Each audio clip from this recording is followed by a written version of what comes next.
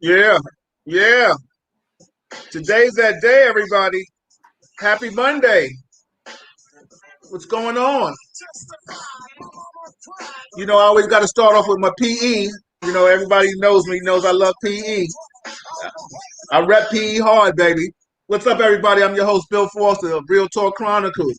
Today, I have a living legend and I have a legend. So, we're really doing it live. I hope everybody had a wonderful weekend. Happy Monday to you all. I hope you all are staying safe, practicing social distancing. This COVID is real serious out here. This is Real Talk Chronicles. We are YouTube Live. We are Facebook Live. Like it, share it, subscribe to it, tell a friend. Because listen, there's a lot of people out here talking, but there's not a lot of people talking and having real talk like I get down. And I have some legends with me today. First, I'm going to bring in my co-host today, my guest co-host today with me. He is the original crowd motivator. He and I have done parties together when I was at the top of my promotional game, and he has sustained the excellence of what a DJ is. I don't know where you rank him on your top five, but he is definitely in my top five. He goes by the original crowd motivator, DJ Ace. What's up, DJ Ace? How you doing, brother? Also known as B Fly, my man, and my brother for a long time, Bill Foster. Yes, sir.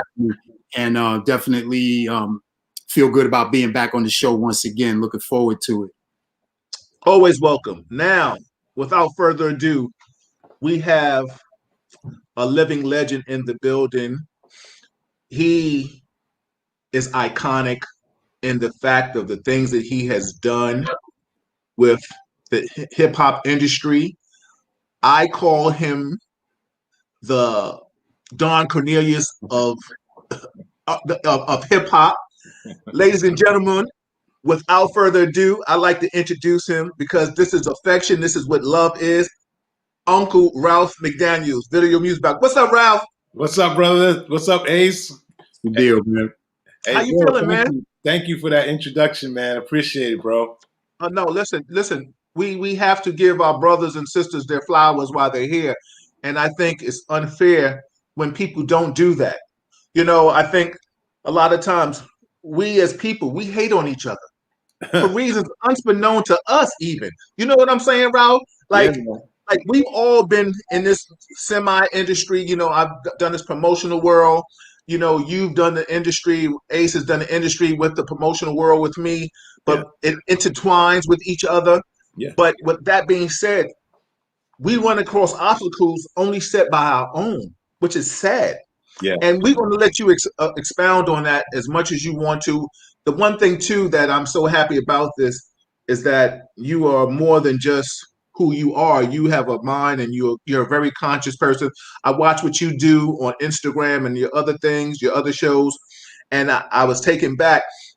When I say taken back, I was more like, wow, I appreciate that because a lot of times Ace and I, we converse about politics and race relations and things of that magnitude. Mm-hmm. But you are just as conscious as anybody out there that didn't want to be. You know what I'm saying? Yeah. And the people don't know that. So that's why when Ace and I was kicking it, he was like, yo, I got to bring Ralph on because Ralph is just into this tune like that. And this is Real Talk. I just want to shout out everybody that's watching. This is Real Talk Chronicles. I'm your host, Bill Foster, with my co-host today, DJ Ace, the crowd motivator. And we have Uncle Ralph of Video Music Box, but he is just much more than that. Shout out to everybody that's watching. I see you, Tony Toon in the building, Ken Murph, Andre Robertson. We got some promoters in the building. Yeah, he said all legends tonight. We all appreciate that. Everybody, this is Real Talk Chronicles. Subscribe to it. Get the thumbs up on YouTube. Share it. We are Facebook Live. So, Ralph, we're going to start off. Tell people where you're from. How did you even embark on? Did you ever think you would be this hip hop icon in this video music world, just in the music industry? Because you're much more than that. But just tell people first where you from. Where Yeah, I'm born in Bed-Stuy, Brooklyn, Hancock Street for those who know, and came up. Family. One side of my family is from Trinidad, other Okay. side is from the South. So we listen to James Brown on one side, and we listen to Mighty Sparrow on the other side, according to what day it was. If it was Right. Friday, we might be at the soul side on Friday. Saturday, we was at the soca side. Yeah, yeah, yeah. And I mean, and that's a beautiful thing. And I always tell people, and I always flip flop with the consciousness and just how it's intertwined. That just we are one, our ethnicity, our brown people. We have so many different avenues to us. You know what I'm saying? Like, Yeah. from the Latin, African American, the Caribbean side. So people don't know. Just when you look at us, what a beautiful race and culture we have. You understand what I'm saying? Yes, sir. Yes, sir.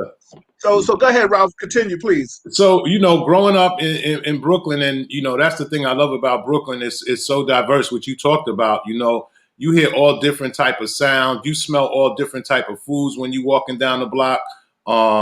You learn a lot about different folk, and from even when I moved to Crown Heights, I lived in the Hasidic neighborhood, happy Hanukkah to all of those celebrating Hanukkah. Right. I lived on Carroll Street. So you get a little bit of everything because you got to pay attention. When you in them streets, you got to know what you're doing, what neighborhoods you in. It's very Absolutely. important that you pay attention to what block you just crossed over. You might get caught up in something exactly you don't want to be. Yeah. So, but for me, man, growing up in Brooklyn, and then I moved to Queens. We Okay. moved to Queens, to Hollis, Queens, Queens Village, when I was 13, and that was awesome, because now, I had space, I could do my thing, and that's when I got really into the music part of it because we had a basement, I could stand downstairs and just play music all day, all night. Make some noise, Yeah, right? hey, look, my mother used to come and she'd be clicking the light, like, all right, that's enough. That's enough. Turn the music down. Turn it down. Right. Yeah. But that was where I kind of developed a passion for it, and from there I started to become a DJ, Okay. and I went to Bayside High School because I played football. Okay. That's the real See, reason I why. didn't know that. Yeah, See, yeah, I played football. We were city champs, and what position you played, Ralph? a tight end for a little while, but then I got rocked up a little bit, so I fall back to linebacker. That tight end was too much going on over Yo, let me tell you something. I there. played football. Once you get hit, you be like, "Oh, okay, coach. I'll go to defense." You know what I'm saying? It gets real different when somebody Yeah, hits you. You know what I'm yeah. saying? I wasn't crazy. Back then, look, Bayside was mostly white boys, so they was crazy as all hell. Yeah. They was on drugs. I didn't even know what drugs was then, and they was on drugs and all kind of other Yeah. stuff. And they would just knock your head off. They'll knock themselves out for no reason. Yo, listen. Let me tell you something. Back then, and our bodies are brittle. Let me tell you something. For me playing sports, and Ace knows, Ace and I played basketball together. I'm probably one of a few people that have ever seen Ace play ball, and he Yeah. was good at it too. You know what I'm saying? Yes, sir. I Yes, say all that to say that our generation, our age group, injury was if we had an injury, it was considered weak. So right. you would be like, well, wait a minute, tape it up. Like, oh, don't take me out, coach. Don't take me out because I don't know who if I'm ever gonna get to play again. You know what Exactly. I'm saying? So keep me in. Yeah. Now we back injuries, ankles, fingers hanging to the left, and they supposed to be to the right. So I get it. So like you said, and now back then, which was very quiet, maybe docile, race relations too, Yeah. even though they were still there. So like you said, Bayside was white. Yeah. So they see this black guy coming across the middle, they'll touch you. You know what I'm Oh saying? yeah. Especially when you playing in other schools, that were like that. We got a pass sometimes because we played sports. And that was the good thing I learned about that. It was that I played football and I played basketball at Bayside, and at that time, you know, so many people were going to the school, man. Like like younger dudes that were younger than me. You had the Furtado brothers; they were coming up out of South Jamaica, Queens. They all Okay. went to Bayside. Damon John of Shark Tank, he went to Bayside. You know, we all were out there, and it was, you know, it was a handful of us. By the time Damon came, he was a lot younger than me. Yes, But when we first got there, it was like, you know, race riots every day. You know, so I learned a lot about dealing with people, you know, and staying out of trouble, you know, because people attack you if you were a big guy, you were the first one to kind of catch the heat because you know people thought that that's what you were supposed to do. And I was like, I ain't fighting. I'm not a fighter. I'm not here for that at all, man. So, you know, yeah. So that was the beginnings of, you know, understanding people. You know, a lot of nowadays I tell people the hardest part, or what you should learn about running a business is learning how to manage people. And, you know, and that's the easy. That's once you get that down, you learn. And that's what I learned from, you know, going to school like that. You know, I learned how to manage my situations. I learned how to deal with the racist white cats. You know, I learned how to talk to them so that we didn't have no problems with each other. And if it was, and they saw me there, they were like, "Oh, Ralph's over there. We're not going to do nothing today because we cool with Ralph." You know, and so yeah, so those are all the things that was going on as a youngster. And you know, and it's the boombox days. You know, on the bus, I was the dude in the back of the bus with the boombox. The bus driver, hey, turn that down. Be like, nah, we ain't turning it down. We gonna rock out, you know. Yeah. And so that was my beginnings. And then you know, I went to New York Tech out in Westbury, and that's when I got into television. And and that's where it kind of started with the whole idea of possibly doing something like Video Music Box. And I got an internship at this station, WNYC Channel 31, in 1981. Right after I was about to graduate from school. And when I graduated, they gave me a job. And in 1983, I said, yo, I got this idea to do this show called Video Music Box. And they were like, what's that? You know, because it didn't exist. And I said, well, some performance artists and maybe some interviews. And they kind of sat around for a little while. And then this show came on called New York Hot Tracks with Carlos De Jesus. Yes, I remember that. That's the show. That's it right there. And they were like, oh, okay. And then they said, okay, when you want to start it? And so big up to Carlos De Jesus, because if it wasn't for that, that was like proof of concept. You know, that's what it did. Mm-hmm. Yo, shout out to everybody watching. I got the DJ Ace, the crowd motivator. I got Uncle Ralph, affectionately known. Let me tell you something. When you get to a certain status, Ace and I, we OGs right now. You know what I'm saying, Ace? But he's Uncle. So, you know, and maybe people behind us call us Uncle. Shout out to my man, Sly Sterling. He said, DJ A, what's up, my brother? Bill, my brother, you got the legendary Ralph McDaniels. Everybody knows Sly. He was probably the prettiest security in the building, working along our brother Rand. Sly, Sly was definitely famous for working with Brian McKnight, but he was definitely doing security with Rand. And rest in peace to Rand, because that's how Ace and I met, through our brother. He said DJ K Smooth is in the building, Ken Murph. We got a lot of people in the building. Shout out to everybody. Ace, if you got people that ever want to chop it up on your line, let me know. And Ralph, if you got people, you know. So let me ask you a question, and I'll ask this both of you. That's how Ralph, how long technically because a lot of people, I've seen you DJ, Ace has seen you DJ, and people know that really know you're a DJ. Right. But it's almost like a hidden talent. It's like, you know, like, wait a minute, like he's a DJ too? Like, I thought he just did this video thing. But so how long have you been DJing? And Ace, how long have you been DJing? Well, I started in 75. Okay. I took, you know, that's when we were taking pieces of, you know, your parents' equipment and putting it together. We didn't have the money to go out and buy a system yet. So hey, Ralph, that one stereo equipment with that big glass on it, and exactly. you bring the speaker. I took it apart. I remember when my mother realized what I did, she was like, what did you do here? I said, I'm gonna put it back. Right. I never put it back. No. And but you learned how to take stuff apart and unscrew the speaker, and then somehow you had to speak over here, and then your man had a speaker, so y'all brought it in, and y'all figured it out. And then we used to have these Shure mic mixers, and they were really made for talking on the mic. And then we rigged it so we could put the turntables into the Shure mic mixer as a line, and that's how we mixed. We didn't have no cue or nothing like that. We just were like, that record's going to go with that record because it just feels like that. You know, Earth, Wind and Fire and BT Express, it just feels it's going to go together, you know. And you kept the same energy. It was really more about the energy. And Ace can, you know, can pay. Hey, Ace and Ralph, I'm gonna make y'all laugh. You know, I think I remember when we used to try to make a mixtape with the pause button on the cassette, and you know, the infamous song was "Super Sperm." You'd be like, Yeah. "Soup, soup." You try to catch it. You know what I'm saying? Yeah. Hey, man, how long have you been DJing, brother? Oh man. Well, first I want to say what's up to everybody in the room. We got a lot of promoters and a lot of good friends that we go back with, and a lot of people that, of course, grew up watching Video Music Box, including myself. Yeah.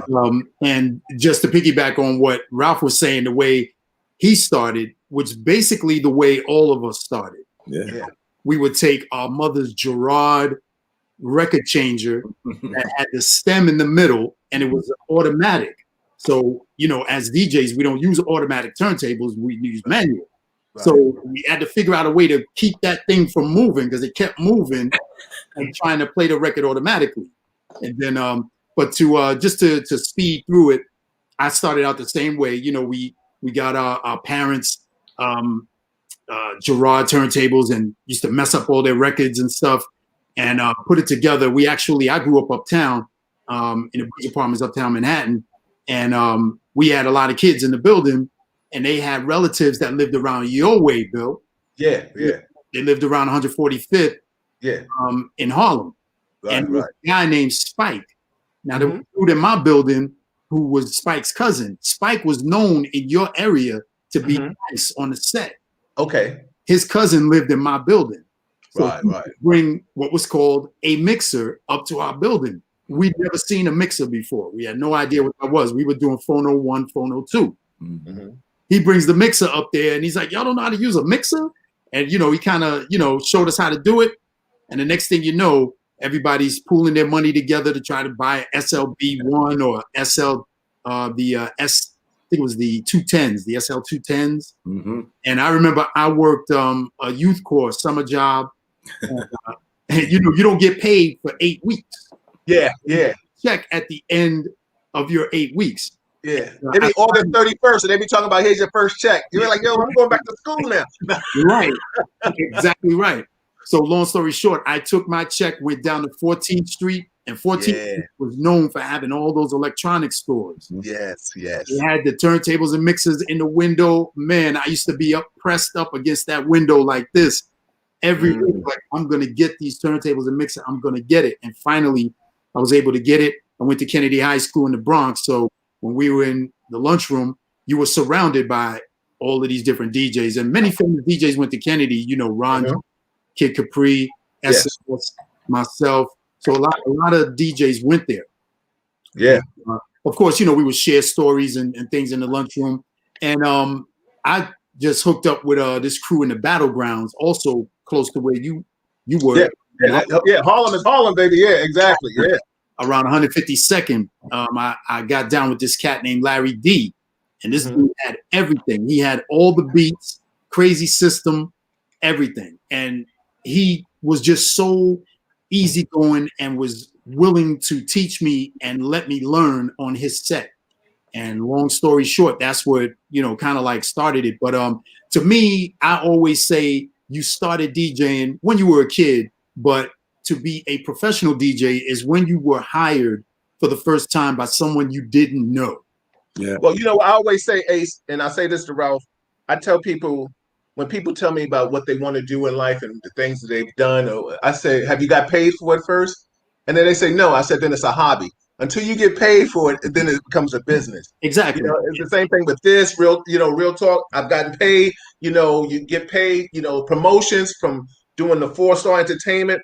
You know, I like doing a party until I threw a party, and then I was able to find out who I was in a party setting to put it together and galvanize and put 1,500 people together. And then average that, me along with, you know, shout out to Mike Eddy, to do that and sustain a certain level of excellence, because that was the number, Ace, and you know this, Ralph, too. You know, back then, throwing a party, 1,000 people was the pinnacle of success as a promoter. You know, today is a whole different thing. You know, we can do these lounges and that's cute. Like somebody tell you to do a lounge, And when I saw somebody one time was like, "Yo, come to my party," and they gave me a fly to a lounge, and I was like, and they was charging. I said, you don't want me to come. You know what I'm saying? You got 5 promoters and y'all can't get 50 people in there. I'm like, oh man, knock it off. So let me ask y'all a question. But shout out to everybody that's watching. This is Real Talk Chronicles. I'm your host, Bill Forster. And I have my co-host DJ Ace, the crowd motivator, and we have Uncle Ralph McDaniels in here in the building. Ladies and gentlemen, video music box, the legend, the iconic man. Listen, we're going to talk about so much tonight. We're going to go around this table. Listen, I see Angel Ray is in the building. Ken Murph, I'm going to chop it up with you. I see you got something to say. My friend Evelyn Gleason said, nice lineup tonight. She said, I feel like Jansen just thinking about the music. Absolutely. Because you're going to hear some good tunes with these people. Shout out to Michelle Jones, Cora Mayo in the building. I see you. Murph, you talking. I see you. What you say, Murph? You said a long time ago I was a videotaping and interviewing people on the float and not too sure if it was WBLS, it was Ace with the float. DJ and Jeff Fox was on the float. I'm interviewed both of them. Well, let's see the footage. Bring it back, man, because we got legendary people in the building. Hey, Murph got that footage, man. That's my road dog right there. You know, big up to him, big up to his family. You know, him and my man D Mitch, man. Yeah. We had Ken Murph on, him and I when this pandemic first started. I was doing couples in quarantine, and I had Murph and his lovely wife on, just how they were getting along during this pandemic, which is crazy. I want to just find out. I'm gonna ask you because the one thing about Real Talk Chronicles, everybody, I don't script it. It's off the cuff. We just talk it. I think it. I ask it. So let me ask you a question. Do you ever think we'll ever go back to what it used to be? I'll ask you, Ralph, and then I'll ask you, Ace. I mean, like this is a whole new world. Like this is social media now. Like you know what I mean? Like you. This is how we're gonna interact. Like yo, video me, not call me no more. Video me. You know what I'm saying? Do you think we'll ever go back to the way we used to party? Well, I'm not sure for our generation, but there'll be another generation that's going to come up, that's younger. Like young people right now, they don't feel like they're affected by this in any way other than they can't do it, but they don't know, like what you said, like, 1,000, 2,000, 3,000 people in a spot. They don't know that, like we know it. They might go to a concert and see that many people, but, like those parties, those hotel parties, all of that kind of stuff, they don't really know that like our generation went through. So they're going to have their own experience if they're, 15 or whatever, can't go out now, but they're going to have their own experience. And hopefully it is like ours so they can learn from it and do things in their way. It's different. It's like now, like I work with a lot of young people still, and they want me to come out and check out their shows, and they're not dancing. They're just smoking hookah and they're on their phone and they're sitting around in a place where there's, let's say there's 500 people. That's a lot of people, and I'm like, they don't really dance, and I'm like, okay, but that's their experience. I can't, but the thing that's interesting is when, trap music and their music is playing, they just sit around and they do their thing. But when our generation music, the 90s music comes on and some of the 80s and 2000s stuff come on, then they dance, Right. So that music is in your mind means you're supposed to dance now. Yo, Ace, I'm gonna ask you this, but I'm glad I'm gonna stay with you, Ralph, on that. When we talk about new music today, we come from an era, and I may be dating my age on this, like where there was a time at a party where we slow danced. That has gone totally out the window. But then we still was at a party where we danced. What do you think about this? Like you were just saying, Ralph, right now when you play music, people just sit there and listen and smoke hookah, but people chair dance. Like you see a person jamming in the chair all night, and you be like, okay, but there's no more. Excuse me, Miss, can we dance? You know what I'm saying? Like, what do you think about how music has evolved, Ralph? And then I'll come to you, Ace. I think that it's technology has, allowed it to be made easily, for anyone who has a phone now, they can make music, it's also a lot easier to get the music out there. So sometimes this music hasn't been battle tested in a lot of sense.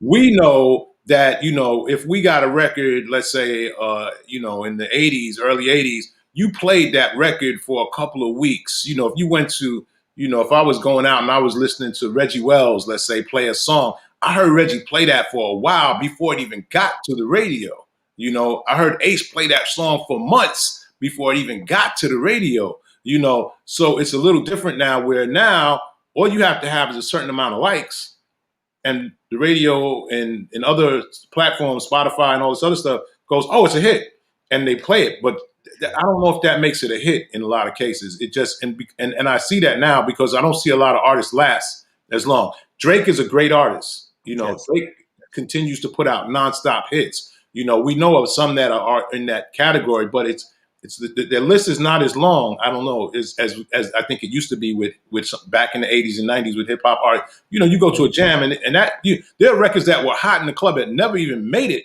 to the radio. You know, Absolutely, absolutely. Ace, you want to chime in? Mm-hmm. Oh yeah, I definitely agree with what Ralph was saying in regards to technology, and then of course the whole aspect of the way the country, the way the universe, the way the world accepts talent. Nowadays, there's no such thing as talent. There's nothing. It has nothing to do with talent. Mm-hmm. And I don't want to throw anyone under the bus or just say, you know, like I'm hating on a new generation, because I'm definitely not. Because I'm one of the first cats that loves trap music. The cats that know me, they know when I want to party. That's what I want to party to. But say, for instance, someone like a Cardi B. Now, Cardi B is a prime example of someone who, say, 20, 30 years ago, would probably be still working in the supermarket, because they wouldn't have that avenue that they do today. Whereas talent is not part of the scope. It's about, like Ralph was saying, it's about how many followers you have, how many likes. If you look at, I was just talking to one of my coworkers today. You look at a Backpack Kid. I don't know if you guys remember him. Mm-hmm. Guy, Bill, you remember Backpack Kid? Okay, go ahead. Let me try to be there. Yeah. 17-year-old cat from Atlanta. Yes, yeah. He had the little dance with the arms. Okay. Now, I want to know, what was the talent there besides swinging your arms left, right? He was on Saturday Night Live with Curry, right, from swinging those arms. Yeah. So then he got deals, you know, clothing deals, etc., endorsements. So, you know, it's just the fact that this generation, technology has taken over. It's about who you know, who likes you, who follows you. That equals endorsements. It equals sponsorships. It equals Wall Street looking at you and saying, I need to invest money in this particular person. Now you look at Cardi B, again, a prime example. Someone, if you read the history of her, and I'm just using her as an example. I'm actually no, we got it. Yeah, I'm actually shout out to Cardi B. She's from New York City. Exactly. Yes. Her as an example of someone who became a success by doing things that weren't normal. You know, I mean, if you read her history, you know, she was in the strip club and then, you know, was working menial jobs and, you know, didn't have her stuff together and somehow was able to build a following because she had a following. That's how she got on reality TV. And then she had a following before she made the records. Yeah, exactly. And then she, you know, snowballed it into a career to the point where she's doing split screen Zooms with your man Biden. So that's incredible. Bananas. Yeah, let me tell you something. That's an incredible success story. Do you not know? And I say this affectionately with love and admiration. The three of us, I mean, especially you, Ralph, Ace, and me, just being a tri-state celeb. You know what I'm saying? But you guys have been around the world and iconic names, right? But do you know what we would really be if we had social media the way? Because I come from the era of like labels, I don't know, sliding like flyers in an envelope. You know what I'm saying? Like when emails finally came out, you'd be like, can somebody help me with this? Like, you know what I'm saying? Like I wasn't a tech dude. You know what I'm saying? I was too busy running around talking about police don't move or something else in the martial arts doing something, you know, or trying to resurrect a basketball career. But all that, but think about what we would have today. You understand what I'm saying? Now, let me ask you a question because we talk about reinventing, and Ace, that was very important what you just said. First, let me just say, everybody, this is Real Talk Chronicles. I'm your host, Bill Forster. I have Uncle Ralph McDaniels in the video music box. I have the original crowd motivator, DJ Ace, plays for a fee, not for free. That has been my song with him as long back to the 80s. So everybody, I see the comments. I'm gonna come back to you. I see you, Mario. I see you, Murph. I see who else do I see? Tony said, yeah, you gave him this first video, I think, if I'm correct. I see you, Angel Ray, Derek Horn, my jiu-jitsu brother. I love you. Yeah, he says, yeah, we got it back in the days. We definitely did. I see you, Sharon Klesko. Her daughter is trying to do big things. I see you, Dwayne Davis. I see so many of you. I appreciate you. This is Real Talk Chronicle. Hit the subscribe button on YouTube. You got Uncle Ralph McDaniels in the building. You got the original crowd motivator and yours truly, Bill Forster, baby. We in the building. So let me ask you a question. When we talk about the evolution, how we've like the business aspect, let me tell you something. I always say this. One of the easiest things I've ever done in my life is to bring people together. I can do that. I feel like today I still can come out here and promote better than some of the young cats that are doing it. And that's no disrespect. I think it's God-given talent. That's like Michael Jordan coming out on the court, still talking about he can get a bucket in today's game. You know what I'm saying? I don't think he's really disrespecting the generation. I just think he just feels that confident about himself. And But that's why? what I'm saying. But why, Bill? Why do you have that ability to do that? I think one is God-given talent. Two, I think I know the business. I've made it a business and not made it a party. I said this countless times. If you want to party all the time, you'll always have fun. If you make it business, you'll get paid. I never dated the girls that came to my parties. I set my business up. Ace knows I had the dancing machine in the front. I never came to the door. She knew I would let in my. I had all my staff. I was good at facilitating and delegating. You know what I'm saying, Ralph? Listen, Yeah, Ace. I'll tell you, Listen, I book Ace. I'll tell you something else, Bill. Is that Go. people always said to me that you were a good guy, Right. and that That goes a long way. and Ralph, that is paramount. You're right because what I've been blessed is to be in my lane, and I give a shout out to Red Alert for that because as when I was coming up and trying to get into the music industry, trying to do promotional PR stuff, and him and Jeff Fox took me under their wing. I watched how they navigated. You too. Like you guys, even I remember back in the days, Russell Simmons when he started Def Comedy Jam. Like I said, we got history in this game, Yeah, and it was all about humility. Everybody being humble. yeah. So I guess the moral of my story is going to my question is how do you keep yourself prevalent? You understand what I'm saying? Because you are iconic with Video Music Box.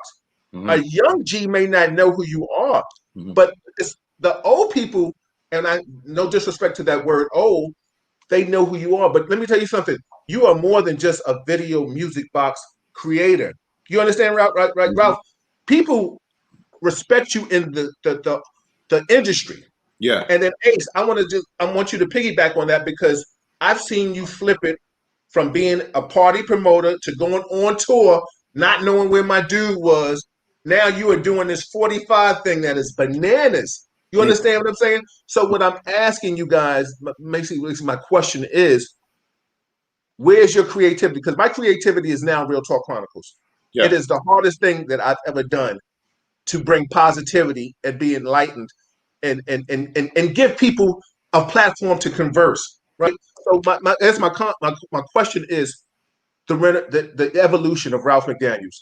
Tell me all about that part, and then Ace, after he finishes, please chime in. Well, I'll say this. I always wanted to treat people the way I wanted to get treated. Right. And I learned that if it doesn't always work that way. You could treat people nice and they still don't treat you nice. Mm-hmm. I learned that over the years. But I've never changed my way in even you might have, even if you did, sometimes I talk to people now that did something dirty to me 10 years ago, and I forget that they did that. That's how, and I'll be like, wait a minute, what am I talking about? Yeah. But I don't hone on nothing. I can't, because that's holding me back if I'm thinking about the past. I have to remember, and I have people around me that will remind me. you know that son. I'm like, oh, right, okay. And so so that part of it is super important. And then thinking forward, always forward thinking. And that's almost like, and Ace knows this from working at the radio. You're always thinking ahead. You're not thinking about what happened a minute ago or a second ago. You're thinking what's going to happen next. And I always thought like that. Like, okay, I have video music box. So now, what are we going to do next? Oh, I think we should start directing videos. Okay, let's start a company. We started a company, me and my partner Lionel, the Vid Kid, called Classic Concept. Yes. We get to a guy named Tyrone Williams. He got a group. He got a record label he's starting called Cold Chillin'. He's like, yo, I want you to do a video for Roxanne Shante, Roxanne's Revenge, answer to UTFO. We never did a video before prior to that. I said, okay, we're going to get a couple of guys that we know that know a little bit about shooting videos. And we did the video. And it was a big deal because the record was a big deal, And then he goes, yo, man, I got an artist named Biz Marquis. I want you to do his video. And we do It's Just a Friend, and The Biz is Going Off, and The Vapors. And, yo, I got another artist named Big Daddy Kane. He's hot, too. He got a song called Ain't No Half Stepping. I need you to do that. And so it just continues because we were cool. And we were humble. You said the word humble a little earlier. And we were humble, and we were happy to be part of this. And we were, we were pretty good at it too. And so that continues on and on and on to 400 videos later. And then, I get a call, and Lionel gets a call to do the movie How to Be a Player. He directs that for Def Jam Films. I get a call, yo, Ralph, we shooting this movie with Ernest Dickerson. He shot all of the stuff for Spike Lee. All right, what's the name of the movie? It's called Juice, but they need help. They need you to come in. Can you help us out? I said, all right, no problem. I come in and I'm like, yo, the script is dated. Yeah, the script was from the 80s. Okay, so we got to bring the script up to date first. So we bring the script up to date. And then, well, what's your title? You a consultant? I said, all right, well, that's fine, and I'm make me some kind of producer. I didn't know, because I never did a film before, so I didn't know what to ask for. Right. So then we do Juice, and me and Tupac develop a relationship. Tupac dies. We do Tupac's, Dear Mama. We do all of these songs for Tupac with his mom after he dies. So that relationship continues to go. Puff Daddy comes to me and goes, yo, Ralph, I got to do a video. I don't have no production company. Can you help me? I said, all right, what's going on? Now, and everybody in this room knows, Puff is loose. Puff is loose at that time. You want to use my insurance, bro? So I'm like looking at Puff like, what's good? Let me tell you something. Everybody out there, I just got to interject. Yo, let me tell you something. What Ralph is saying is facts. We talking real talk. Listen. This is a real talk moment. It ain't like a Joe-for moment. Shout out to Fat Joe. I love his stuff. But this is a real talk moment. What he's saying, like hanging with Puff, shout out to the Roxanne Shante. Shout out to that rest of Biggie. Biz. We saying prayers for you, Biz. I'm trying to catch all of these things. But listen, what he's talking about right now is real because, listen, hanging with Puff, you don't know what you're doing. You dance, the next minute you be fighting. Hey, Ace, and Ace knows City College. Who built up that City College party first for like 3 or 4 months? Absolutely. Those Puff Daddy parties, they were infamous for that. And of course, let me tell you something. He came in after us. I was supposed to go meet Doug up there. I was supposed to meet Dougie Fresh. Shout out to Dougie Fresh. We were supposed to meet up there to go. And I'm glad I slept late. And I was just like, yo, all right, I'm not gonna go up there and try to catch up to these cats on the wing. And but let me tell you, I had already done like 5 or 6 celebrity basketball games. The same guys that end up playing in the and one are the same guys that played for my team. Right. I look like Okay. the N1 was just an extension of what we were already doing. Right. You know, Mark Jackson, brother, all of them. They all played on the Video Music Box team. Mm-hmm. Okay. Okay. And we did those parties, we did those events at City College. I'm talking about 3,000 people in there, 4,000 people in there at City College. Back to back to back to back. Puff goes, mine's is going to be bigger than yours. I said, I'm good. I'm good, Puff. I'm really. Yeah. So yeah. And I remember it was. And unfortunately, you know, I was part of the lawsuit because they thought it was my party. See, I got caught up in it. It was my name, Heavy D's name, and Diddy's name on the lawsuit. And rest in peace to those people that lost their lives that night. But yeah, it was. I was like, that wasn't my event, you know. And so all of these things relate and come together because one, I had to make myself available, you know, and open-minded to doing things. All of these things were part of building the brand of Video Music Box and Ralph McDaniels. After I did Roxanne Shante, 2017, a young lady I know who was a fan of watching my show, great producer named Mimi Valdez, calls me up. She says, Ralph, I'm doing a Roxanne Shante movie, and I want you to come on because the first time I ever saw Roxanne Shante was on your show. Were you interested? I said yes. She takes me. We go to Sundance Film Festival. We go around the world. It's the most rewatched movie on Netflix right now, and I'm one of the producers on that. So, and you know what's so funny? Shout out to Roxanne Shante. We're gonna have to get our sister on one day because let me tell you something. Her story is phenomenal from what we saw on Netflix. It's real big. You know what I'm saying? Yeah. And such a humble sister. You know what I'm saying? And a straight lyricist back in the game, like in the game where women weren't really supposed to be grabbing that mic like that. Yeah. I'm supposed to be on that mic. You know, everybody was like, "Okay, I'm gonna go to the bar now." Yeah, exactly. They know. But this is what to the parties in Brooklyn at the Arc. You know, when Ace was smashing it. You know, I thought Ace all this time was from Brooklyn. Ace uptown with me, baby. Ace uptown with me. Ace was. I mean, come on. Rest in peace, DJ Lance. Yeah. You know, Tommy Allen. You know, Tommy Allen might play. Lance might play, but Ace was the finisher. He was. I'm sorry, not the finisher. Ace was closer, and Ace was closing it out. You know, and you know it was epic. I mean, you know, it was just a sea of people moving in one. You know, and you know, then he went. You know, he's on the radio. He started doing. I was like, man, this is it. I don't know if we can afford Ace anymore. So, hey, but you know what's funny? Sam Calhoun. Big up to my man Sam Calhoun, SAM Productions. That's my partner with the party, you know, and he was, you know, law enforcement, as you know, Bill. Yeah, but you know what's so funny? There's a lot of comments in here I want to say, I want to read, and we will get them on. But I'm going to say something that made me even humbler than what you said.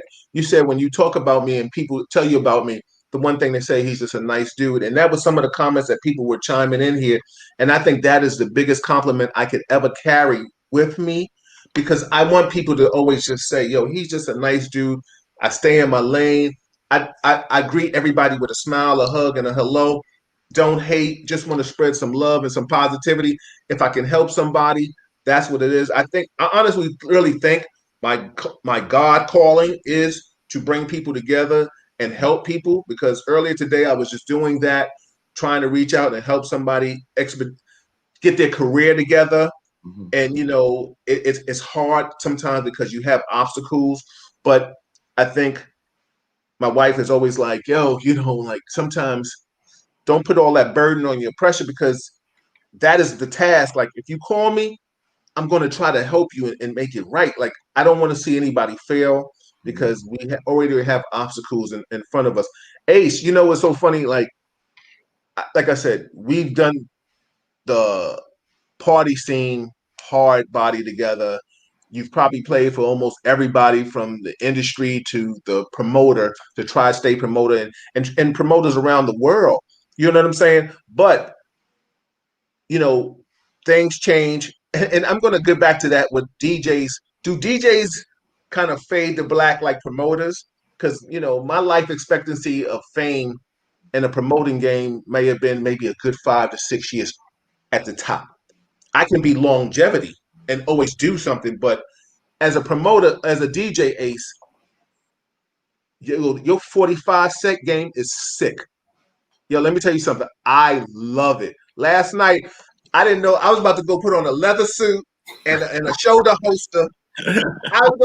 Let me tell you something. I couldn't fit back into the leather suit. I put on a couple of pounds. I'm still be fly, but I was just like, oh, wait a minute. But let me tell you something. It was straight Slaughter, Jim Brown. Yeah. What you was playing last night, like I looked at my wife, I was like, you know what I'm saying? Like you put me through a couple of emotions. You know what I'm saying?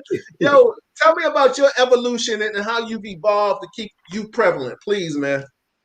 Yeah, man. It's definitely a reinvent. It's something that I've done a couple of times. And just to chime in quickly, and I'm going to talk about Ralph's game as well, because I'm probably one of the only few people on the planet that has actually seen Ralph DJ up close, because when I had him in my studio and he was leaning on his 45 set, and it just Yo, Ralph, I saw that too. Right. And Ralph, I've seen you DJ for Chris Mercado, and shout out to Chris Mercado, my little martial arts brother. But Ralph, I've seen you DJ, and some people, and Ralph Ace, I'm gonna give it back to you. I apologize, but I got excited right now. You know what I'm saying? This because to see Ralph play, to see Red play, like to see Reg play, you know what I'm saying? The iconic players, you be like, you stop and watch. You know what I'm saying? Like to watch you play Ace is like watching a wizard behind doing his magistry, like you, Clark Kent, Mel Starr. Like to see you do it, Ace, to hold that mic. Like I haven't seen too many DJs can hold that mic, interact with the crowd, and still stay on point to a level of like 100, like not mess up that cut and be like, yo, I see you, shout out, everybody, let's go. Like there's a lot of cats have tried to do it and be like, oh, sorry, I see you, Jimmy. You know what I'm saying? So, hey, yo, Ace, tell me about that skill set, man. Like that's, please. These are facts, man. These are facts. Well, without being too long-winded, when it comes to the DJ, baby, this is my show. You can say long as you want, baby, as long as y'all want to be here.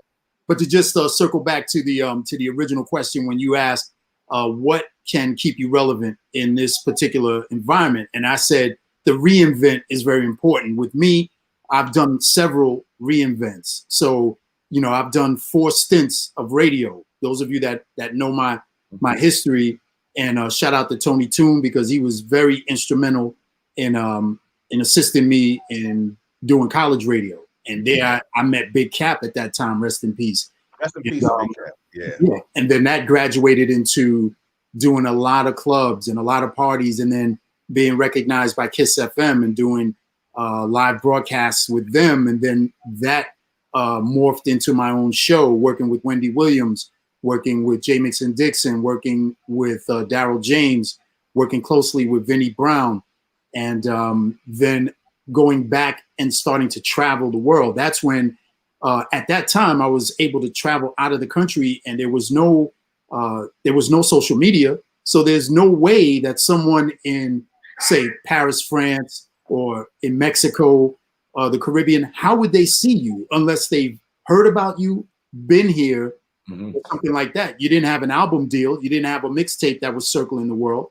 So it was all about the skill set, which is what you mentioned. But to just mention what you were saying in regards to staying relevant, then when I moved on to BLS, did 4 years there, and then moved on to Sirius, where I did 7 years. So I did 15 years of major radio in the biggest media market in the world. So that helped me think about reinvents. When styles change, you have to kind of change with the style, but you still have to keep your own style relevant as well, because you're known for certain things. So when I saw that, I was running a 12-year residency at Frank's Lounge, and that was my Friday night. I promoted it. It was my night. Had a great 12 years with them. And unfortunately, it came to a halt. due to the pandemic, right? Hit exactly.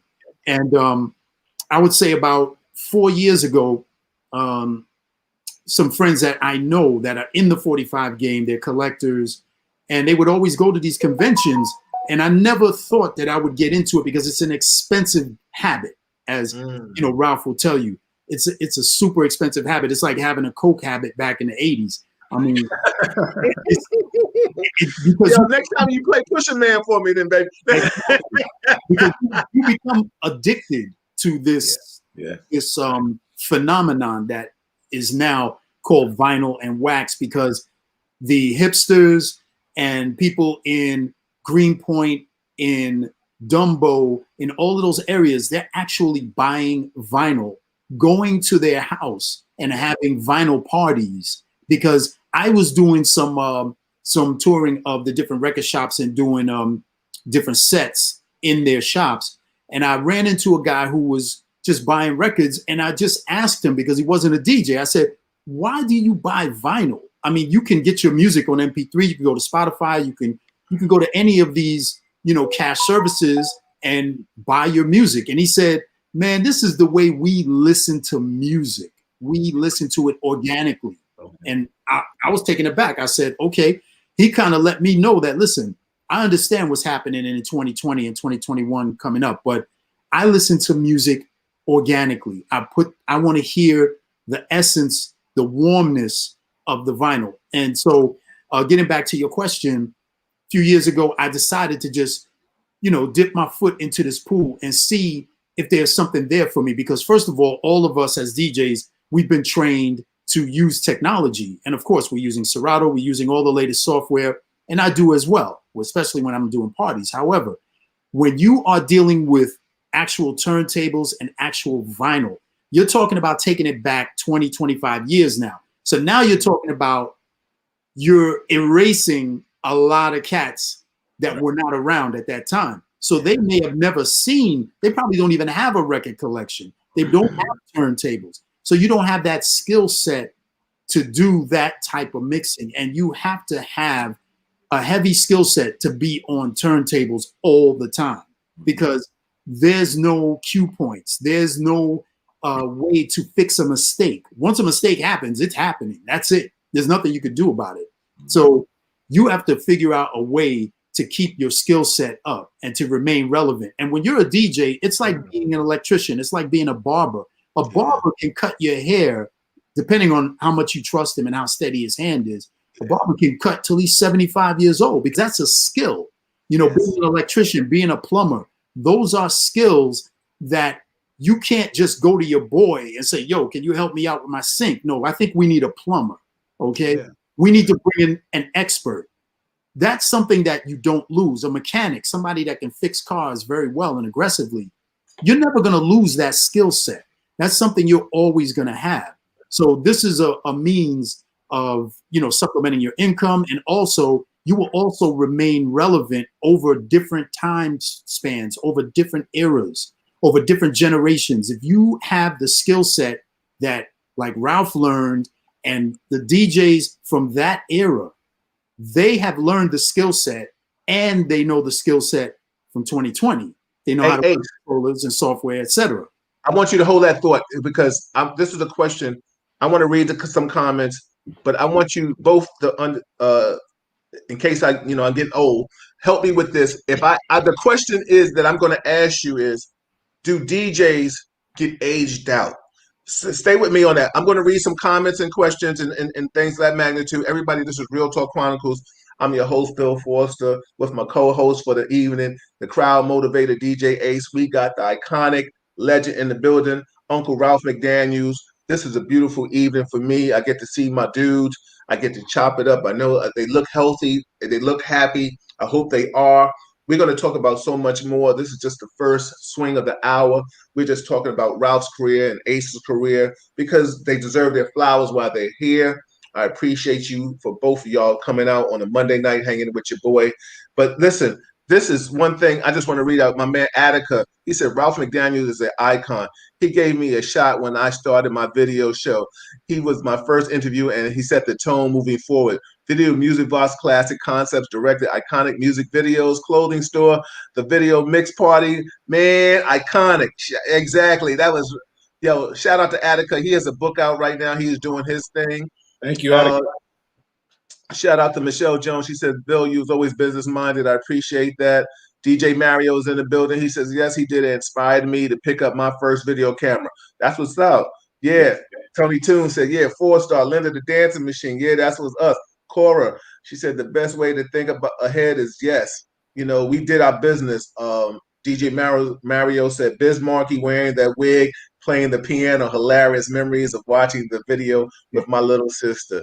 I see you, man. Oh, this is Lawrence B in the belt. Ben is in the building. What's good, y'all? Blessings to Ben. DJ K Smooth is in the building. Listen, everybody. Simone Way is in the building. Hey, Bill. Hey, Ace. What's up, Ralph? Hey. Angel Ray is in the building. She said Ace definitely moved the crowd and had the good energy. Ralph took us back to the art. Absolutely. Lovey Brown in the building. What's up, cuz? Kim Murph said, I don't care where I'm at, Bill. In the house, I asked to take a pic with you. Thank you. I appreciate you. Humility, baby. That's all I have to give to my people. You know, Attica said, yo, Ralph DJ game is crazy. Yes. Let me tell you something. Yo, I'm going to tell you both right now. Remember the question I asked you. But, yo, Ralph, tell me about the 45 game along with Ace. Yo, you were playing one set on IG. And I was so mad. I was fumbling trying to get the phone. Yo, when your guys are playing that 45 game, y'all only give a person like a damn near like 20 seconds of Shazam and shit. I was like, oh. I was so mad. I was trying to Shazam the song. Let me tell you something. Y'all had a cat on some like, yo, I was feeling myself. I remember when I had an afro. I was in a different place with y'all. Hey, yo, I do the same. I do the same thing, Bill. When I listen to Ace, I just, you know, you just got to push the Shazam on that long time, and just because you might not get it. More than likely, you're not going to get it because Ace is, you know, he's playing. The thing about Instagram, which is great because you're reaching a lot of people, but the thing that's kind of screwed up in Ace, I'm sure it goes through the same thing, is that we really not feeling the song sometime like we want to really feel it, you know. Yeah. Yo, I'm going to ask y'all. Mike. I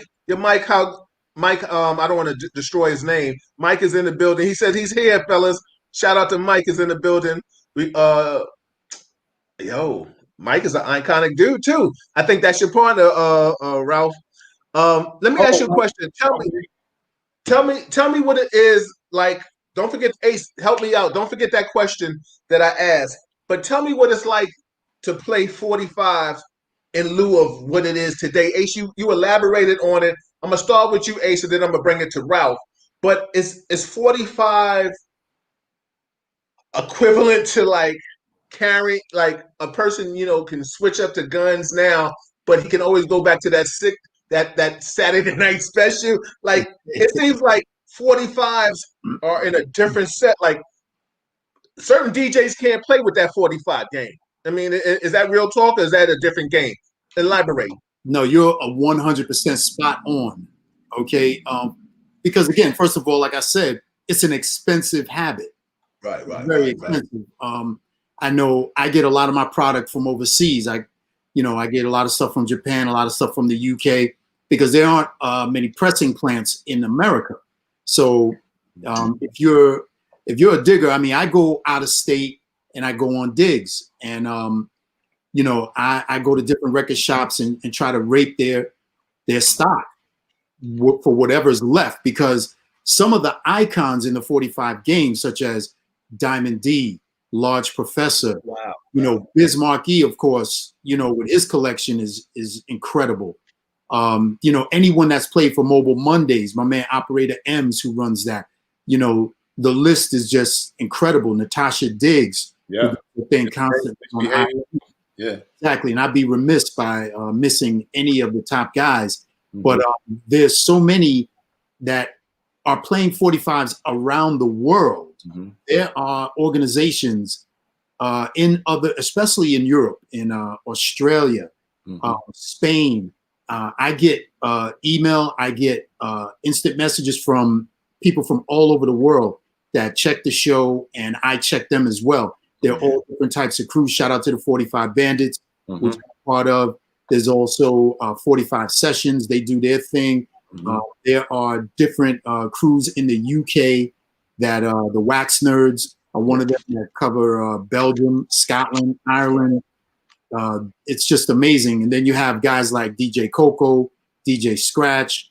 You know, these guys have been collecting for years. And when Ralph tells you his part, he'll tell you, because Ralph shocked me, because I didn't know that Ralph was in it in as far as he is in it.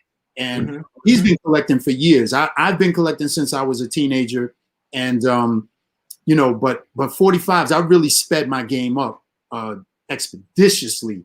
So let me tell you something, Ace. And you know, yeah, you are, you're not just a friend, you're family to me, because our longevity, we don't have to speak all the time, but when we speak, we pick it up just like that. And, you know, I'm sure the feelings are the same. I hope they are. But the one thing is, I guarantee you, and Ralph, I'm going to say this to you.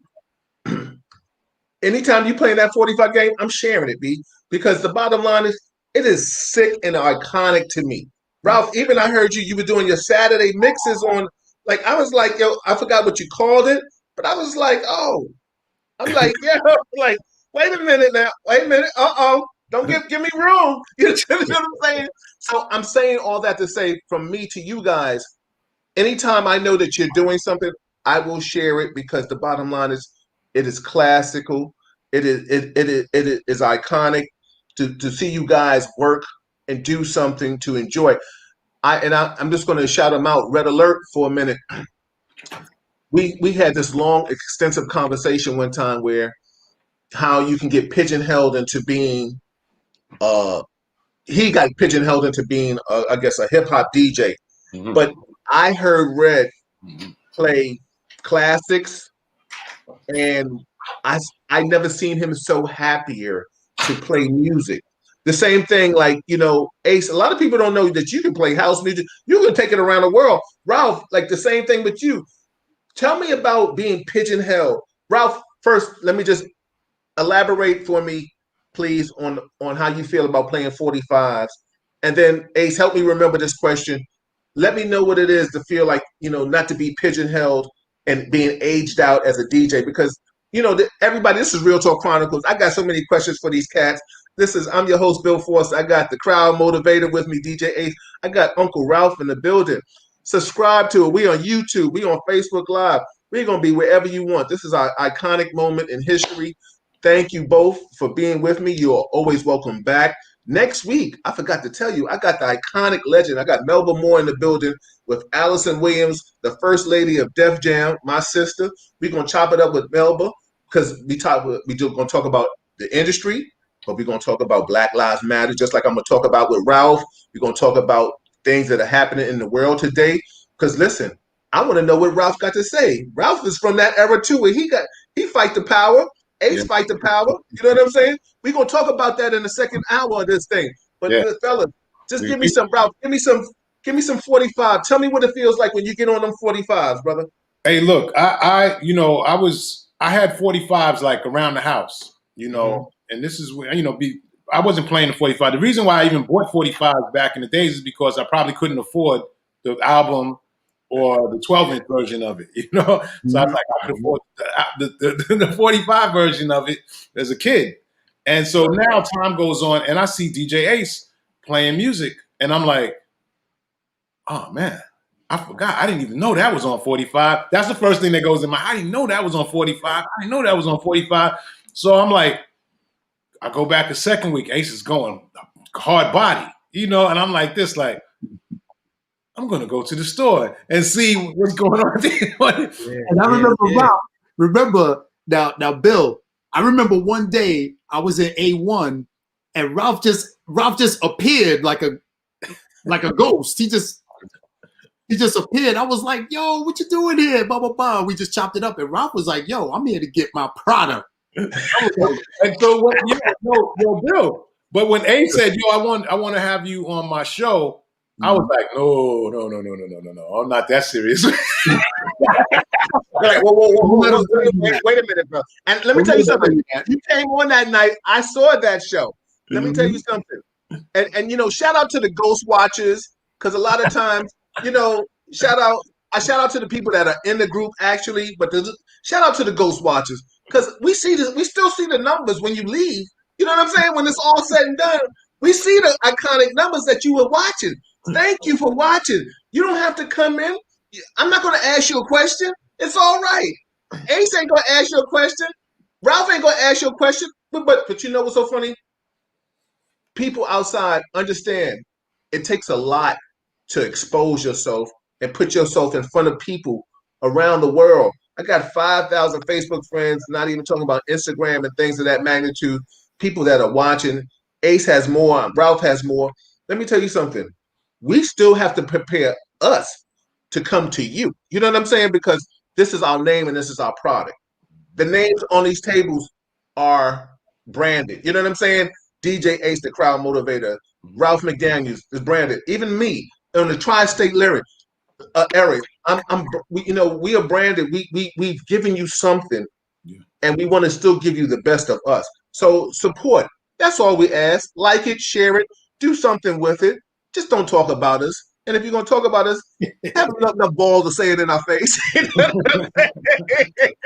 Yo, everybody, this is Real Talk Chronicles. I'm your host, Bill Forster. Got to throw a little love and flavor in the building. Everybody, yo, Ace. So, Ralph, like, guys, 45 is a different game. You know, like I said, it's almost like watching Tombstone. I'm your Huckleberry. You know what I'm saying? Right. It's different from the machine gun. Well, the reason why I like it so much, Bill, is because it just started reminding me of everything that I came from. You know, all the music that I heard that I kind of forgot about and that I enjoyed listening to on 45. You know, I used to DJ in this place called the Blue Ice back in the day. That was the first job I ever had as a regular DJ. You know, that I played every week. And Russell Simmons used to come. Russell was not a record label yet. He used to come and bring me vinyl, and he worked as an intern at Mercury Records. He would bring me like the Gap Band and stuff like that. Shout out to Russell Simmons. Wow. City College in the building. Yeah, exactly. Yeah. And then one day he bought me Christmas Rapping on a 12-inch vinyl. No, it was a test pressing white label, and he said, "I got to get you another copy, Ralph."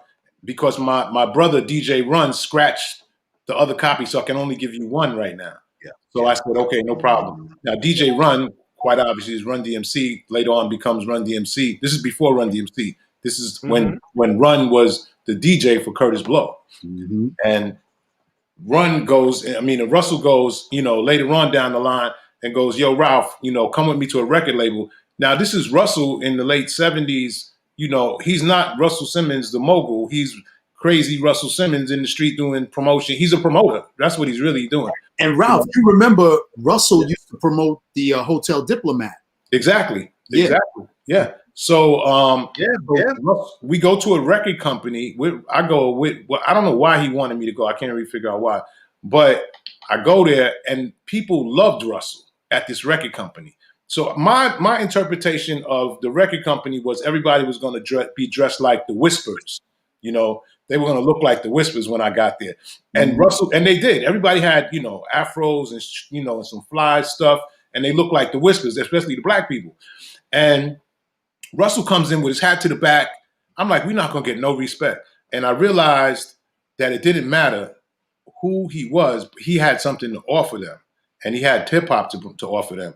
And that's why they showed him the love that they showed him, because they couldn't go to check out Jazzy G, who's on the set right now with us, you know, in the chat. They couldn't. Yeah, I was about to shout out. Thank you, Jazzy G. Shout out to you, brother. Yeah, go ahead, Ralph. They didn't want to go to the Bronx. They didn't want to go to Brooklyn. They didn't want to go to Jamaica, to the Fog House. That's what we used to have, you know, DJ Hurricane in the Fog House. They wasn't going there, you know. But they got Russell, and Russell was their representative, and that's what they got. And Russell opened the whole world up to me that you could be who you want to be in this business. You didn't have to fake it, you know. And you know, I learned a lot from watching how he moved, and that is where I got a lot of my industry type of teachings at, you know, from watching Russell Simmons and how he opened the door for so many people, you know, just said, come on in. I'm not going to tell you what to do, but you do it. Go get money. You see me get money and you go get your own money. And that's what opened the door for us. Yeah, that's what's up. Ace, go ahead, brother. No, that's just truly amazing the way things, you know, morph into something and snowball into something and come from such humble beginnings. And as Ralph stated so eloquently, like when you see Russell, you never saw him dressed until he came out with Fat Farm, and then of course he was always in his own, you know, promoting his line of wares. But you know, even when you check back in the days when he was a promoter, like Ralph said, he was dressing regular. And then of course when his brother and you know Daryl they formed the team, and then you know then they brought Jam Master Jay on, and they actually, from what I read, because I didn't know those guys at that time, because I was, you know, in the Bronx and uptown. That's uptown with me, yeah. You know, I made my bones up there before I came to Brooklyn. But, you know, from what I understand, Jam Master Jay was the one that gave them the flavor. Because if you look at old pictures of Run and DMC, they had on sport jackets. Yeah, because he was middle class. Jamaica Queens, Southeast Queens was middle class black people. We lived in houses. Exactly. You know, we had cars. You had both of your parents lived in the house. There you go. You know? Totally different. That's what you were supposed to look like, because that's what your parents told you to do. Exactly. And then, you know, from what I'm hearing, you know, JMJ, he had, you know, the Adidas with no strings in them, you know, and, you know, he had the Lees in all flavors. You know, he's wearing the Kango. You know, he's basically dressing like he's going down to Delancey Street like the rest of us. And, you know, and all that stuff. So, you know, the British Walkers and everything. And then he brought that whole style to the group. And then they changed the whole concept. Because if you remember, all the pioneers, the real pioneers who I always talk about, and Ralph knows as well, Cold Crush 4, Fantastic Romantic, you know, Crash Crew, you know, Death Committee, Mastodon, you know, people, those are the people that paved the way, you know, Fearless 4, you know, these are the groups that were doing it way before there was rap records, way before, rest in peace, Lita Robinson's mother, Sylvia Robinson, decided to go to, from what I hear, there was a story that she went over to Harlem World and she actually saw Hollywood playing, and she really wanted Hollywood. Right. And, you know, Hollywood was the king at that time and couldn't get close to him. Shout out to DJ Hollywood. Matter of fact, yeah. Shout out to Peter Shue. I spoke to him today. He told me to tell you guys hello. I'm gonna bring Peter on in the future. He wants to talk about a lot of stuff, about some COVID and some 5G stuff. We're gonna get to that later, but go ahead, finish talking, fellas. Listen, this is Real Talk Chronicles. I got the crowd motivator DJ Ace in the building. I got Uncle Ralph in the building. I got people texting me, calling me. Stop! Let me tell you something. I'm trying to chop it up with these cats. Let me tell you something. I want to reach out to them, but I'm trying to do both. I'm going to do it right now. Go ahead, Ralph and Ace. I'm gonna bring somebody in. A few people are trying to come in to say hello, give you some surprise shout outs. You know, we're going to still do what we do, but I'm going to bring these people in. I'm giving them a few minutes to say hi. So go ahead, Ace and Ralph, continue, please. I apologize. Yeah, no. It's just kind of like just giving a little story on how, you know, some of the humble beginnings started before the actual, you know, whole metamorphosis of hip hop came about, and the whole recording business and the way that the major labels did not recognize hip hop, but there were guys in the street. I mean, when I was in high school, you know, CT4 and all of them used to come and give out their flyers, and they were the kings of the street. You know, Fantastic Romantic and Grandmaster Flash, Furious 5, all of them, they were the kings. You know, we weren't checking for anybody on a record label. You know, we were looking at them because they were in the hood. But, you know, just fast forward to what I was saying about Sugar Hill, when, you know, they were actually looking at some of the right people but couldn't get close to them. and then they actually just stumbled on Hank in a pizza shop, and he was plagiarizing CC4, and Grandmaster Caz is the one that is behind the Hill Machine. Shout out to Grandmaster Caz. He's doing his thing. Still a phenomenal lyricist. Yeah. Right. And he's still doing it, and he's a DJ as well. So, but and some of the stuff that I was gonna, get at with Ralph, because, I was lucky enough to do many parties for Ralph and for SAM and also for Peter Shue and Miguel, rest in peace, all of those guys. And I pretty much played for everybody that was, doing their thing at the time. But some of the parties that I did for Ralph, especially at the spot, not Country Club, the spot on 47th Street, Supper Club. Oh, Supper Club, yeah. Ralph used to do a black tie for his birthday. Yeah.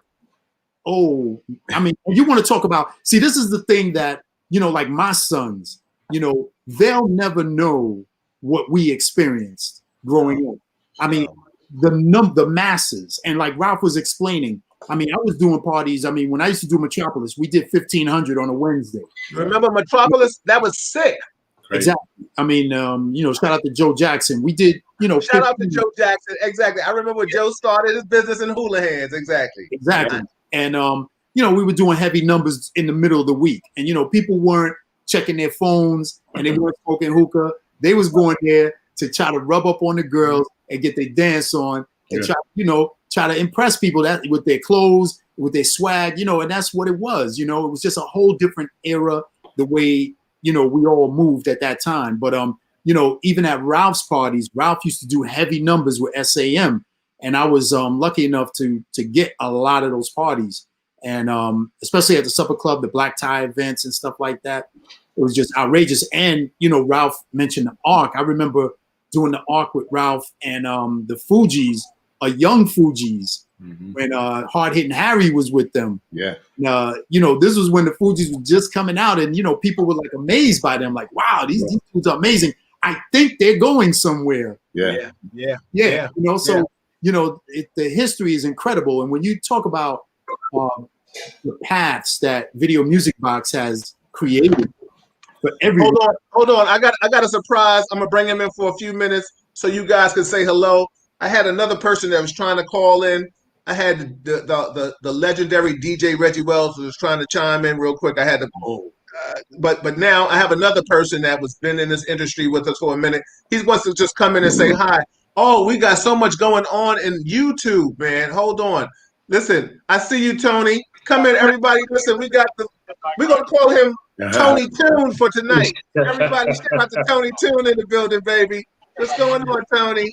What's up, man? I couldn't pass this opportunity up, man. And, I just wanted to shout Ralph and Ace out, quite frankly, very much a part of my history, those two guys. And just wanted to shout you out, Bill Foster, 4-Star Entertainment. I was just chiming in about Linda the Dancing Machine and all, you guys were taking me down memory lane. I'm listening to you and I'm on a campaign Zoom at the same time. So I'm like, I got to say something over here real quick, man. Is that a shameless plug? It's good to see you, Tony. Appreciate you. I know you're trying to do a lot of big things in the community. But a lot of people don't know that you have a history with us from the promotional days. Like you, Ace, and I, we've been on the road. We've been at the radio station. I've done the dance tracks host for you. You've always given your props to Ralph McDaniels. Just give us some insight on how you feel about these two individuals in front of you right now, man.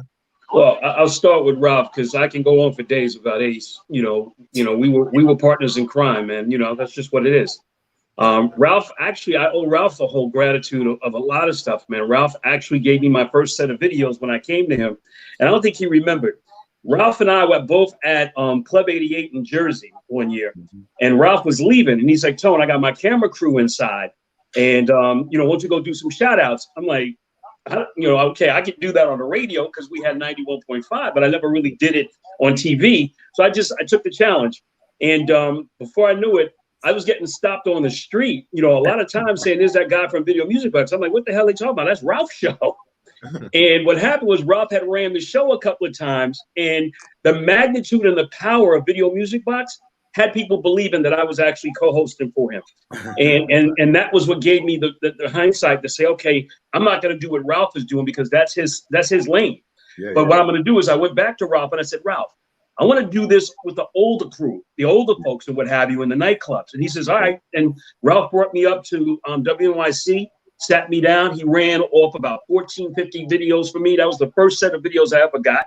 Right. And we were able to put that on the show, and I took it back to my station manager, and we started airing.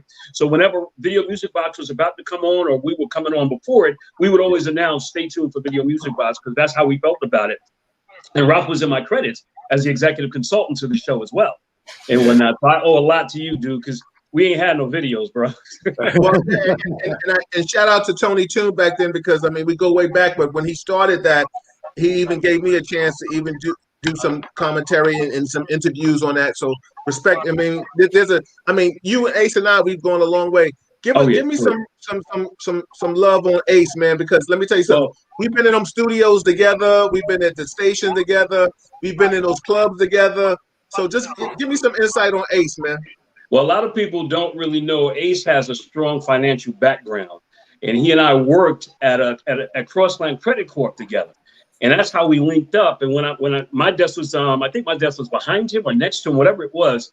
But I said to him, I said, look, I'm here to do a radio. Well, wait. I actually came to work and didn't know you were going to be there. Me neither. Yeah, so we didn't know we were going to be in the same place together. So that was incredible. So don't sleep on this dude. This dude's got a financial brain, man. It's ridiculous. So he ain't stupid about his money. But no, he's not. Ace don't play with that paper game. No. You got to talk to his manager. But, when we linked up, I had started my radio show first before the TV show. I started the radio show in 1987. Ace and I linked up in like 89. But I knew Ace and White Boy Bill from the clubs. We were in Justine's, and we used to sit back and watch these dudes. It's like, damn, them some cool dudes right there. We need to be in that circle. So we all kind of just kept running into each other, Les Mouche, all these clubs Ace was playing. Ace was an accomplished DJ before he got to Dance Tracks or 91.5 or whatever the case may be. And I think it was one night we were at, what's the club on where they shot the movie Strictly Business? What's that club? Oh my God. You talking about what street? California Street? It starts with an H, up on, I forget what street it was on. But we had a big night. Not Harambe. Yeah. That was his Friday night gig with with Steve and them. It was oh my God, Kilimanjaro. So we had a big 91.5 party at Kilimanjaro, and I had Jay Dixon as a special guest DJ. Right. And Jay came in when Ace was playing. So Jay did his thing, but later on that night when we were wrapping up, he said, "Yo, Tone, who was that guy that was playing such and such at the time?" I said, "Oh, that was Ace." And whatnot. He says, "Yo, give me a tape from him." I had to go to Ace's house and make him make the damn tape. He didn't want to do shit.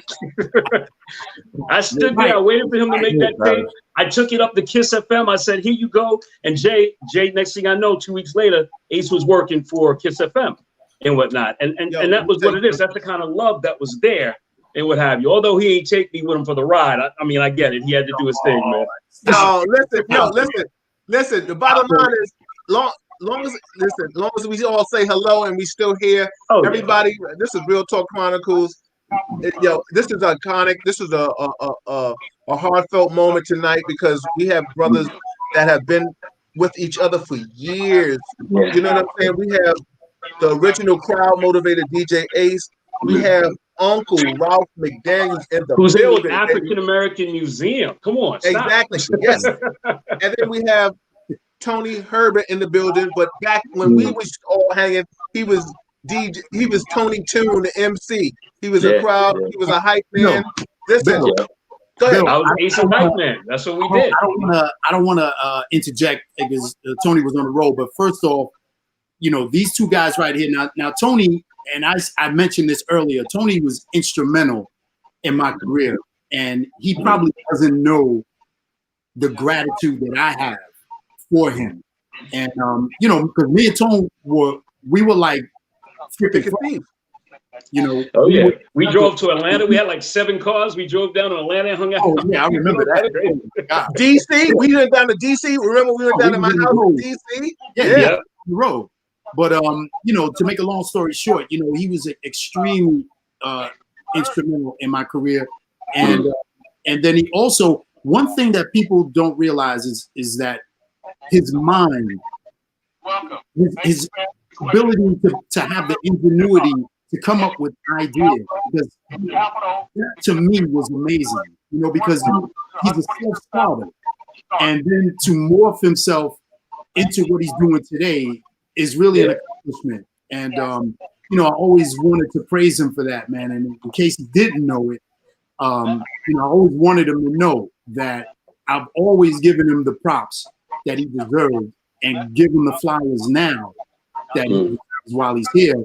Yes. And again, and Ralph as well. Ralph was instrumental in both our careers, because I was with Tony when he was cooking up these ideas, you know, coming up with the strategizing parties and coming together, doing things with Wild Pitch, where we did parties with myself and Bobby Condors and Clark Kent, people that you didn't know played house music. We all got together and did these major parties at these different venues.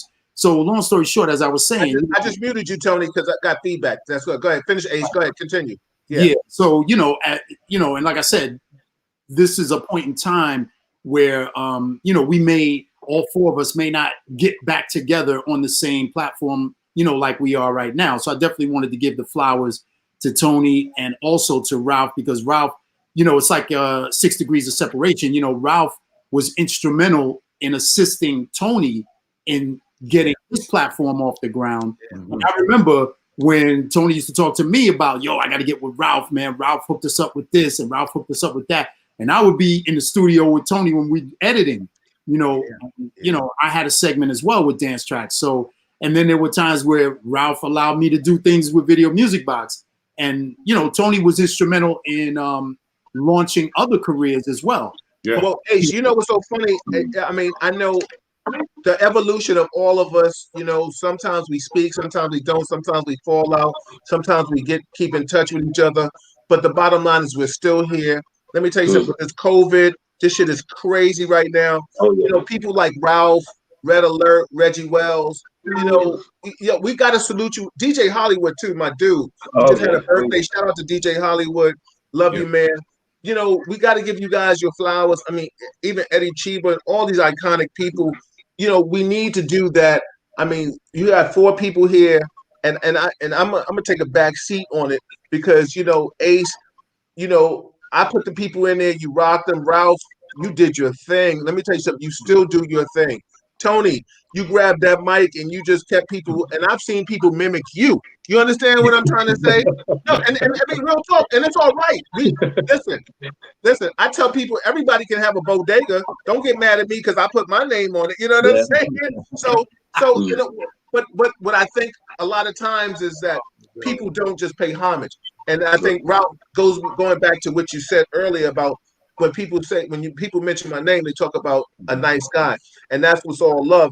Everybody, this is Real Talk Chronicles. I'm your host, Bill Forster. I got my co-host, DJ Ace, the crowd motivator. I got a special guest, Tony Tune, in the building, and we got the iconic Uncle Ralph McDaniels in the building. I want to give some love to YouTube in the building. YouTube, I see you, Travis. He said, this is a legendary story. This is the making. Michael Walker, these stories are priceless. Salute, you know, legendary. Yo, Miss Avita, she said, good evening, gentlemen. This is awesome. That's what we do, everybody. Put a like. Give me a thumb. This is YouTube. This is Real Talk Chronicles. Listen, I see you guys. Oh, my God. Miss St. John.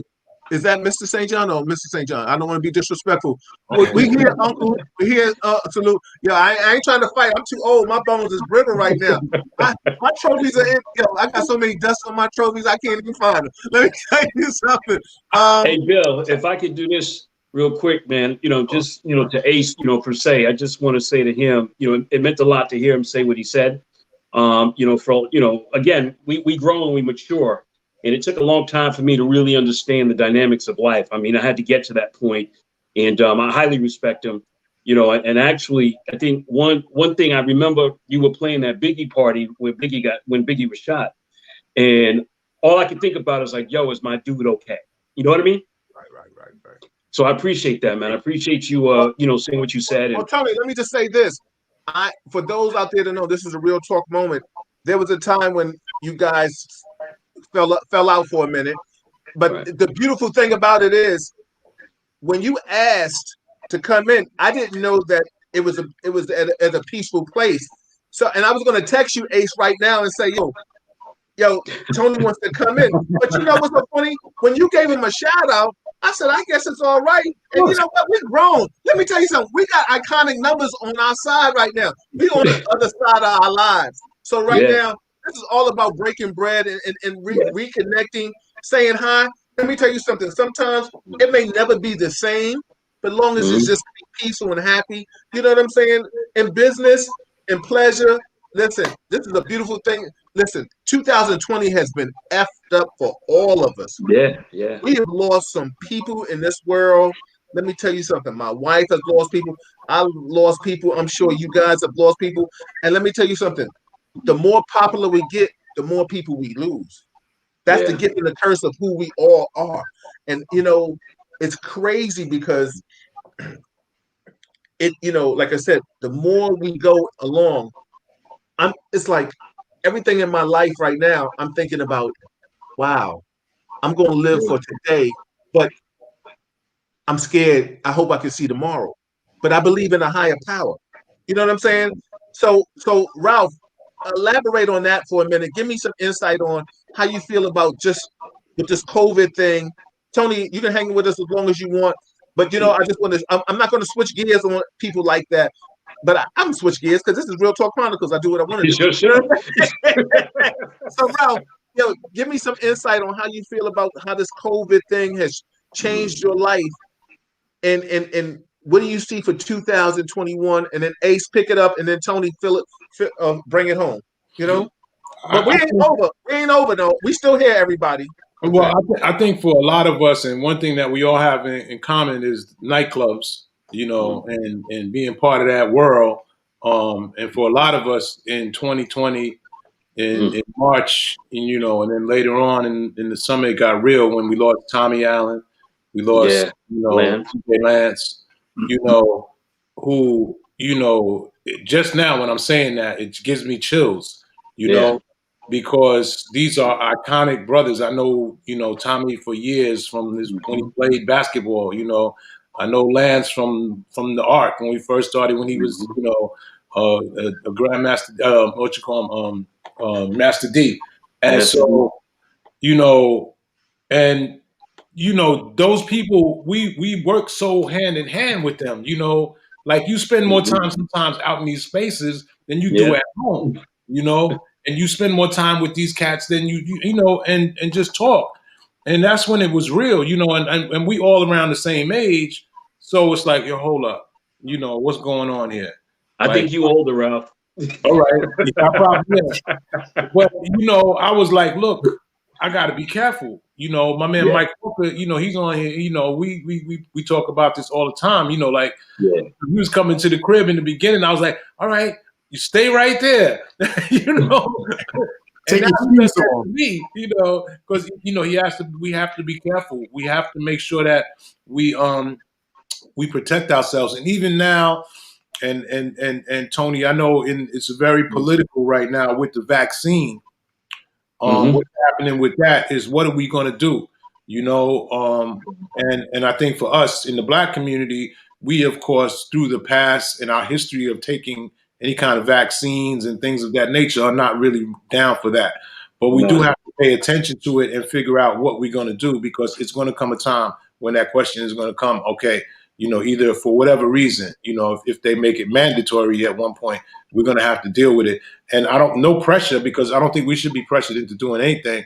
And I'm fine sitting back in the bleachers right now and watching. Okay, Yeah. y'all get to them over there, and let's see what happens first. Exactly. I'm, Exactly. I'm good with that. Call me a punk or whatever, but I'm good No, with that. man. Let the young bloods go in there and take that vaccine and do what they're gonna do, and let's see how it You all. call me a punk too, because I ain't taking it either, brother. So that's all right. We're gonna be some all punk living people because I'm gonna be over here. Yeah, You know but I'm not rushing to take it either. But actually, you're not in line to get it because remember, they're looking at the frontline workers, Essential workers, yeah. essential workers. They're looking at people who have underlying conditions. You're looking at senior citizens. But I don't know if they're really addressing people in the neighborhoods, in the real hoods, you know. But again, you know, and I just kind of like interjected. I didn't mean to interrupt. I mean, but that's real talk right now. Yeah, absolutely. And but you know, the way it's, I'm sorry, go ahead, Ace. I'm sorry.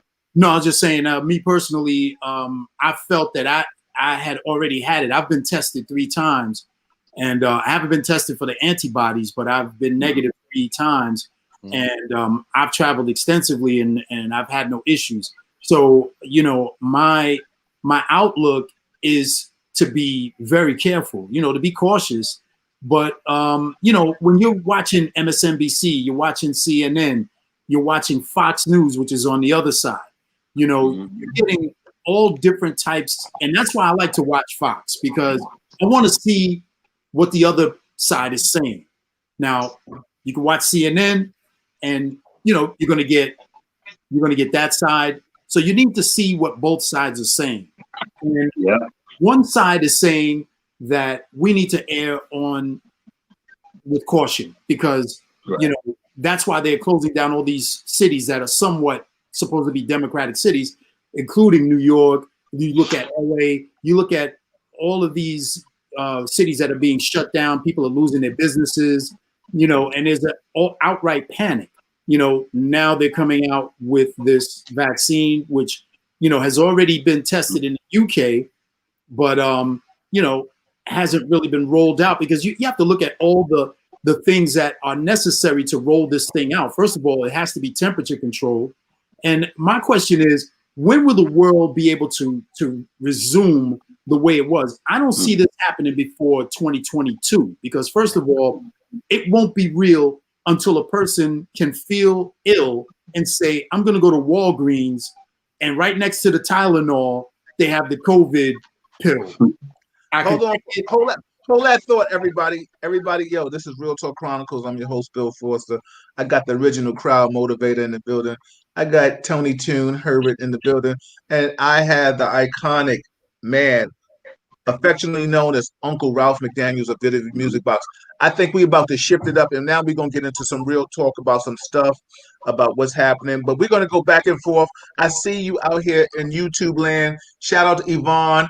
She said, this is an amazing platform. Keep it going. Respect all of you. Michael, yeah, exactly, Michael. Travis, we see you in the building. Big Murph, I see people coming from YouTube. I see them on Facebook. George, Jazzy G, we see you, man. Tommy Simon, Tommy Guns is in the building. The Legendary Iconics is in the building. Guns, I see everybody. Yo, listen, man. Donald Stewart, he said, respect to the past Master Tony. Yo, listen, everybody, this is Real Talk Chronicles. I have Tony Toon in the building. I have the crowd motivator, DJ Ace, and I have Uncle Ralph McDaniels in the building. So listen, Tony, you can hang around as long as you want. I'm going to flip it on some politics and some personal stuff. You're always welcome. Your family, you know that. Well, you know that's my lane, right? Oh, absolutely, absolutely. But you know, and I just want to get a perspective of what Ralph and like Ace was talking about this vaccine. I'm personally, shout out, like I said, a shout out to Peter Shue. We had a long talk today. Peter Shue is going to come on the show, and he's going to give his insight not on his past, because if you know who Peter Shue is, you know who he is. I don't have to elaborate on that. You gotta read his book. His book is the bomb. Okay, and that's what's up. And let me tell you something. Peter Shue is big on this 5G and this coronavirus thing. We talked extensively, and I told Pete, I'm bringing you on the show because I want you to show the world that you are more than what people may have an ideology of. You want to come and show them that you are bigger than that, and that you're a thinking man. You know what I'm saying? And with that being said, Ace, I'm going to bring it back to you, then I'll let Ralph pick it up, and then I'll bring it to Tony, since we got a little panel going on. Ace, you were talking about this vaccine. I personally, Bill B. Fly Forster, 4-star general, is not taking no vaccine. You're going to chase me around this world. It'll be like The Walking Dead. You go, you're not catching me, B. Let me, let me tell you something. I'm not going, I'm going out like that. So, Ace, you were saying, would you take the vaccine? Well, me personally, I don't have, thank God, I don't have any underlying conditions. And again, as I stated, I was out of the country and I wasn't feeling well. This was at the beginning of the year. This was before, there was really any, hysteria behind the pandemic. And, so I had all the symptoms. So I know that I've been down that road already. Right, and then again, like I said, I've tested. I just tested about 10 days ago, so I've already tested 3 times. And but as far as the vaccine, now you got to remember, like I work for Columbia Doctors, and so we mandate that if you have face-to-face contact, you have to get the flu shot. You have to be PCR tested. So this is something that the CDC may mandate. Vaccines may be mandated.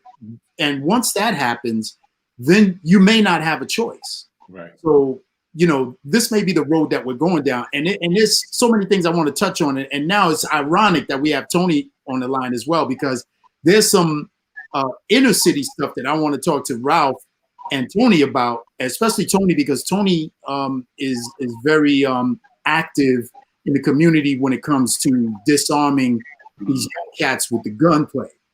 And, and now we have people like Eric Adams, who's always, in the media talking about certain things. And, you catch Tony on, media platforms and, voicing his opinion on certain things in a way that, we should combat controlling and taking back the streets, and taking back these neighborhoods and making them safe again, because, the city is not what it used to be. I mean, I have to admit, you wind the clock back to 2018, Ralph and Tony and Bill, and, it was kind of safe at that time. You know what I mean? And now the numbers are astronomical. You got the defunding of the police.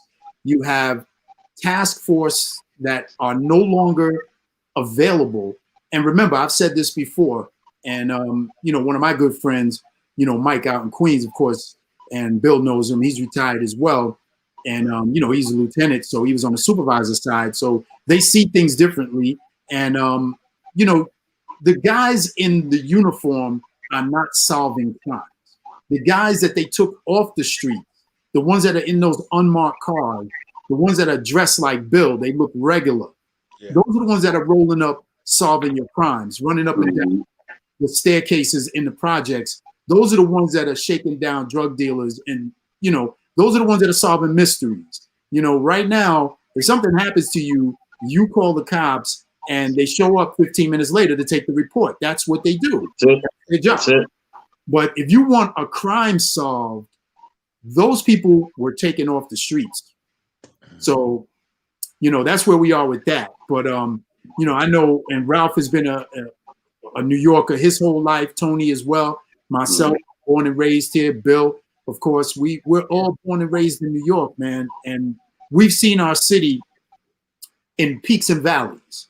Yes. We've had our apex. I think our apex, and believe it or not, when Bloomberg was in office, it wasn't too bad. It wasn't too bad. Giuliani did his thing. He did what he had to do for that era. Let me just interject, because I worked for the administration. I worked under Koch, I worked under Dinkins, and then I also worked under Giuliani. Me personally, I'll let you chime in. I know we go get Ralph. We're gonna bring you in on some politics and stuff like that. I felt Giuliani, what he did, he just took David Dinkins' administration, his ideology, and then put his name on it. Right. The one thing I do know about Giuliani is that, and I'll say it in his face, and let me tell you, that's as real as I can get, if I can say it in your face. You know what I'm saying? He was able to say, I did it, so what? Nah, goes the big bad bully. But the bottom line is, as a prosecutor, he really didn't do anything. People think he did. When cops were all for Giuliani until he gave them zeros. I looked at him from a black man. I saw what he did when he had all those cops on City Hall, and they were calling David Dinkins a monkey and an animal and all kind of those things. It was the most heinous things and disrespectful things I've ever seen. It was just like equivalent to what happened to Obama, right? And this is my whole thing, how I seen the shifting of the guard, how this administration that's in there now, the president, has just shown a divisive characteristic that is unpresidential. You understand what I'm saying? Which is like showing me that right now I feel like I almost have to bear arms. You understand what I'm saying? Like we are in a time right now. Look what just happened in DC, the Proud Boys and all things. They just went to the black churches and burned down Black Lives Matter signs. Where the outcry from my own police people? Shout out to NYPD and law enforcement across the world that are watching. But listen, hold on, wait a minute, everybody. We got an iconic person coming in. He just want to say hi, ladies and gentlemen. I got Reggie Wells in the building. Yeah, Reggie Wells. Reggie. What's up, everybody? How y'all doing? What's up, Don't Reggie? sound too tired, Reggie. You got Tony Toon, you got Ralph McDaniels, and you got DJ A. Say what's up, Say what's up, Reggie. What's up, everybody? How y'all doing? Everything's good. Yo, Ralph. Yo, Reggie, I'm gonna call you back. We chopping it up. Unless you could come in, holler at me later. I know you're doing Reggie Wells stuff. So if you can, call me back. All right. Probably shining one of them big cars. All right. I'll call you later. And we want to shout out Reggie Wells because Ace, you've said it before, and I just don't want to sound like I'm out of pocket. Reggie was iconic in your career, correct? Absolutely. He gave me like my chance. And Ralph, Reggie was, and and Tony knows, Reggie was the flex of his day. Yeah. He was doing 3 gigs a night, rolling DMC cases with the wheels on them. And Ralph, let me say this. When they talk about legendary and iconic, there's a lot of DJs that, we can talk about the Hercs, we can talk about Reggie, Red Alert, Ralph McDaniels, we can talk about Reggie Wells, Eddie Chiba, DJ Hollywood. Ralph, your name is there. Yes. Your name is there. And if it ain't there, I'm putting it there. I really mean that sincerity with all sincerity, because let me tell you something. I know once a year I would have seen you at your birthday party. Shout out to Big Ted and Tucky and the crew and Wiz. Shout out to my man Mark Wiz. Yo, DJ Wiz, he's a phenomenal dude. Yo, he is probably one of the he is priceless. Shout out to Vern. I would have seen you there for your birthday, and this pandemic has changed so many different things. So, but you, Ralph, you are iconic, and I want to give you your flowers. I will continue to give you your flowers. You know what I'm saying? You have always been with me, no matter who you knew me to be, or who you thought I was. You treated me like I was somebody. And that's all. That's all that's important. You know what I'm saying? Well, I got to big up my man Troy Haywood, because he always was like, Bill got something going on. Bill got something going on. I used to get a lot of parties for Troy too. Yo, Ralph, and you know how Troy talk. He be like, yo. Troy, shout out to Troy Haywood. He start whispering. He be like, Troy, come on. You be thinking something about to happen. Yeah, I mean, look, the early parties that I did before SAM was with Troy. Yeah. And some of the most incredible content from the early hip hop days with guys like G-Rap and Tribe Called Quest, and that was all Troy parties that me and Troy did. Yeah. Shout out to Troy Haywood. What's weird, Troy Bill? Haywood, where are you? Hit us up, Troy. Come in the group, Troy. Go ahead. Who was saying something? What's interesting, Bill, is a lot of people, maybe some don't remember, but they need to. Ralph was instrumental in a lot of the videos that he actually played. Him and the Vid Kid, you know what I mean? Him and Lionel, they produced a lot of videos and whatnot. We can never forget that. Yeah. No, I mean, like the club, like I was going to say earlier, the club life it's a unique group of people, that are, and we're unique because we deal with, predominantly African American, people at a certain age, and we watch them grow, You know, we watched them come from being, you know, the 25-year-old that you're not sure if you should let them in to being the 35-year-old. They got a job, they doing their thing, they married, they, you know, you watch all of these things happen around you. That's part of what, you know, the nightlife brings us in the club life. And we watched it, you know, from me watching Ace, you know, do his thing to, you know, guys like Flex. You know, Flex, you know, was Shout out to Flex. Shout out to Flex. Flex. Yeah. You know, Flex wanted, you know, and you know, one day Flex said to me, he said, "Yo, Ralph, you know, I always wanted to play for one of your birthday parties, man." And so I was like, "Yeah." He said, "But you always hired Ace." Like random conversation out of the blue. And I was like, "Yo, Ace is, come on, man. It's the crowd motivator, bro." Yeah. You wasn't And you know what's so funny, Ralph? Let me tell you something. I mean, like Tony and Ace alluded earlier, like we go way back to the 80s, the 90s, you know. I'm talking about, like I said, really hanging out. To see Ace destroy a crowd. Let me tell you something. Ace could have 7 people in the crowd. He'll struggle to professionally, he's gonna play. He'll struggle. But let me tell you something. Let it be 1,000 in that joint. And he'll like transcend like Phoenix. You'll be like Phoenix out of the X-Men. You'll be coming out, you just start signaling and you start getting it. Let me tell you something. It's probably one of the most beautiful things to see. And you always have my sister, shout out to Linda, the dancing machine. Let me tell you something. If she ain't danced that night, if she danced for her DJ Ace, man, yo, you know what she did? She showed me her crowd motivator. She showed me her Ace team Ace jacket, and I almost took it because I was like, I ain't got one. So yo, listen. Mine's still in my closet. Hey, Bill, you know what I was going to say too is, you know, like I started this thing in 2020 called the Video Music Box Collection, right? And it's a nonprofit, and the whole idea is to preserve the culture and conversations like this that only we know, you know, only a few people, maybe some other people that were, you know, were around know this conversation. We have to preserve it. Unfortunately, especially Black people, we throw out our history away so easily. We get rid of it, you know. And this conversation is what leads to, you know, a Flex, a DJ Clue, a DJ Envy, you know, all of these things that happened over the years, you know. And I said we have to conserve. I started doing it at Queens Library in Queens. I started working with the library, and I said, yo, man, we have to get it on. We have to get the audio, or we have to get, you know, video of it, or both, and get people talking, because we're not going to be here forever. And people are going to know why it became whatever it is 50 years from now, because of the things that we did, you know. But we have to document it, and we can't throw it away. We have to support each other and make sure that we do that, man. So, you know, check out my Video Music Box collection. And that was just because the conversation that we have, I don't have this conversation every day. It's not like I'm walking around talking about shit that we did 20 years ago. You know, and I'm pretty sure everybody else is. We got other shit that we do. We just doing it right now. Exactly. But this is priceless, brother Bill. Thank you, man. Thank you, Bill. No, thank you, because let me and I'm extending the olive branch. Let me tell you something, Ralph.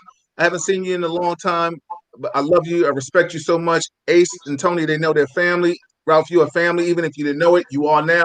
I'm putting it out in the universe. You are always welcome. These guys always know. You are always welcome to come back to Real Talk Chronicles whenever you want. Just like Tony was like, yo, how can I get in? I'm sending a link. You and Ace can have your own segment with me, because we will go around the world and talk about whatever it is that we need to converse about to help our people grow. You said something recently as I switched lanes on this. Shout out to Mike Walker. He said, absolutely, Bill. I feel like we need to bear arms. Exactly. Helena McLean said they will make it mandatory in order to work, travel, etc. We will also see. This is what I get for taking off my damn glasses, right? He said this is what they also say. The health insurance will not cover costs if you get sick, if you don't get the vaccine. My thoughts. Oh wow, because she said. Bill, check this out. Shout out to Messiah. I can't forget Messiah, but shout out to DJ Messiah. Love you, Messiah. But I want to ask you a question. As a Black man, Ralph, you were just talking about us as people. How do we uplift each other? You know, I gave you the Allen Iverson. I gave everybody the Allen Iverson crossover because this is Real Talk Chronicles. Like it, subscribe to it. But that's what I could do. I could switch it up. We can go from the music box world, which we can go back to that. But I want to get your insight as Black men. You know what I have a problem in? I don't know how many of you out here have boys, or when I say boys, have young men in your have children that have young men. I don't have a son. I've mentored a lot of young brothers in my life. I don't have a son, but I take responsibility for conversing with young brothers. But what I'm asking you, and I'm gonna start with you, Ralph, and I'm gonna go to you, Tony, and I'm gonna finish with you, Ace, on this conversation. And when I say finish, I'm just going around the clock, my clock. We are talking right now. We are telling our youth the same thing that we have to practice. When we get pulled over by law enforcement, put your hands on the steering wheel. Stop. Don't do this. Don't react. Let me tell you something. At 50, going about to be 56 years old, I'm still telling a 22-year-old the same shit, which is crazy to me. You know what I'm saying? But I'm out here and I'm trying to make the world a better place.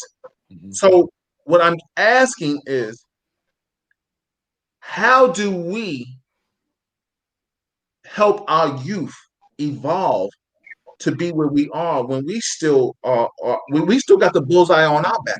You know what I'm saying? Yeah. So I mean, it's a multi-answered question. Yeah. I'm just giving you some insight. Yo, Ralph, start off. You can talk as long as you want. Tony, you can piggyback, and then Ace, follow up on it, brother. Go ahead, Ralph. I think for me, the first thing we got to do is put family first. Okay. You know, because and I'm pretty sure that Tony can talk to this. Some of these young brothers don't have, or at least they don't think they have family. You know, and sisters. And we can't forget about. And I'm not going to just say it's about the men, because the women is doing whatever they're doing out there too. And so we have to put that first. And once we learn to put that first, then we can be part of your family and Ace's family and Bill's family. And then we can start, because if we don't know how to do it ourselves in our own circle, how can I come and be, helpful to Bill or helpful to Tony or helpful to Ace? So we have to start there. We have to start building within ourselves. And this is for young people. Sometimes there's young people that are good guys, but they live in a tough neighborhood, so they have to pick up the environment that's around them. Yeah. And so that means the mean mugging and all of that. And I'm shooting at this dude across the street because they wearing red or they wearing blue and all of that, because that's just what's going on in the environment. We got to survive. I get it. But at the same time, we all, when we first got on here, talked about the neighborhoods that we came from. And we didn't come from the greatest neighborhoods in the world. We wasn't living up in Scarsdale or nowhere like that. We all came from a place. But we got out of it because I knew that I couldn't go back to my house and tell my mother or call from a prison or jail that I got in trouble. That wasn't going to happen. My mom wasn't trying to hear all of that, right? And there was no reason why, because she did the best she could do, So we have to make sure that we give these kids the right example. The example is the best thing possible. I can't change everybody. I would love to say, oh man, I'm gonna go to this high school tomorrow and I'm gonna speak to 500 kids and they all gonna be like, yes, Uncle Ralph, we believe in you. Not gonna happen. Not gonna happen. Maybe one you might catch. But if you be surprised how people look at you and they see how you move. They watch Tony. They see Tony on Fox in the morning and he's out there after a shooting. They watching what he's doing. They see Ace, in the club carrying himself professionally. They see Bill, nice guy. They don't even know what, I don't know, but he seems like a nice guy. And so, and they pay attention to all of that. And I think that that's the first way to do it. Anytime I have an opportunity to go to a school, I usually say yes, and talk to kids, because I'm the OG. I can't act like I'm their age. I'm not going through what they're going through right now, but I probably went through it and I got through it. There's, most of the people, and my man Mike Walker, he's on there. We all grew up together. He can talk about they're in jail, they on drugs, or they're dead.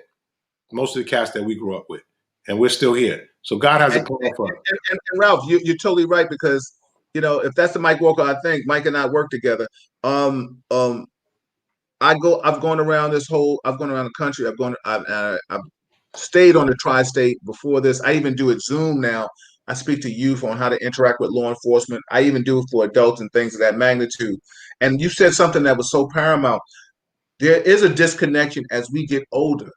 A young kid is not going to see me. That OG status is cool, but he's like, yo, you're not trying to do 20 years.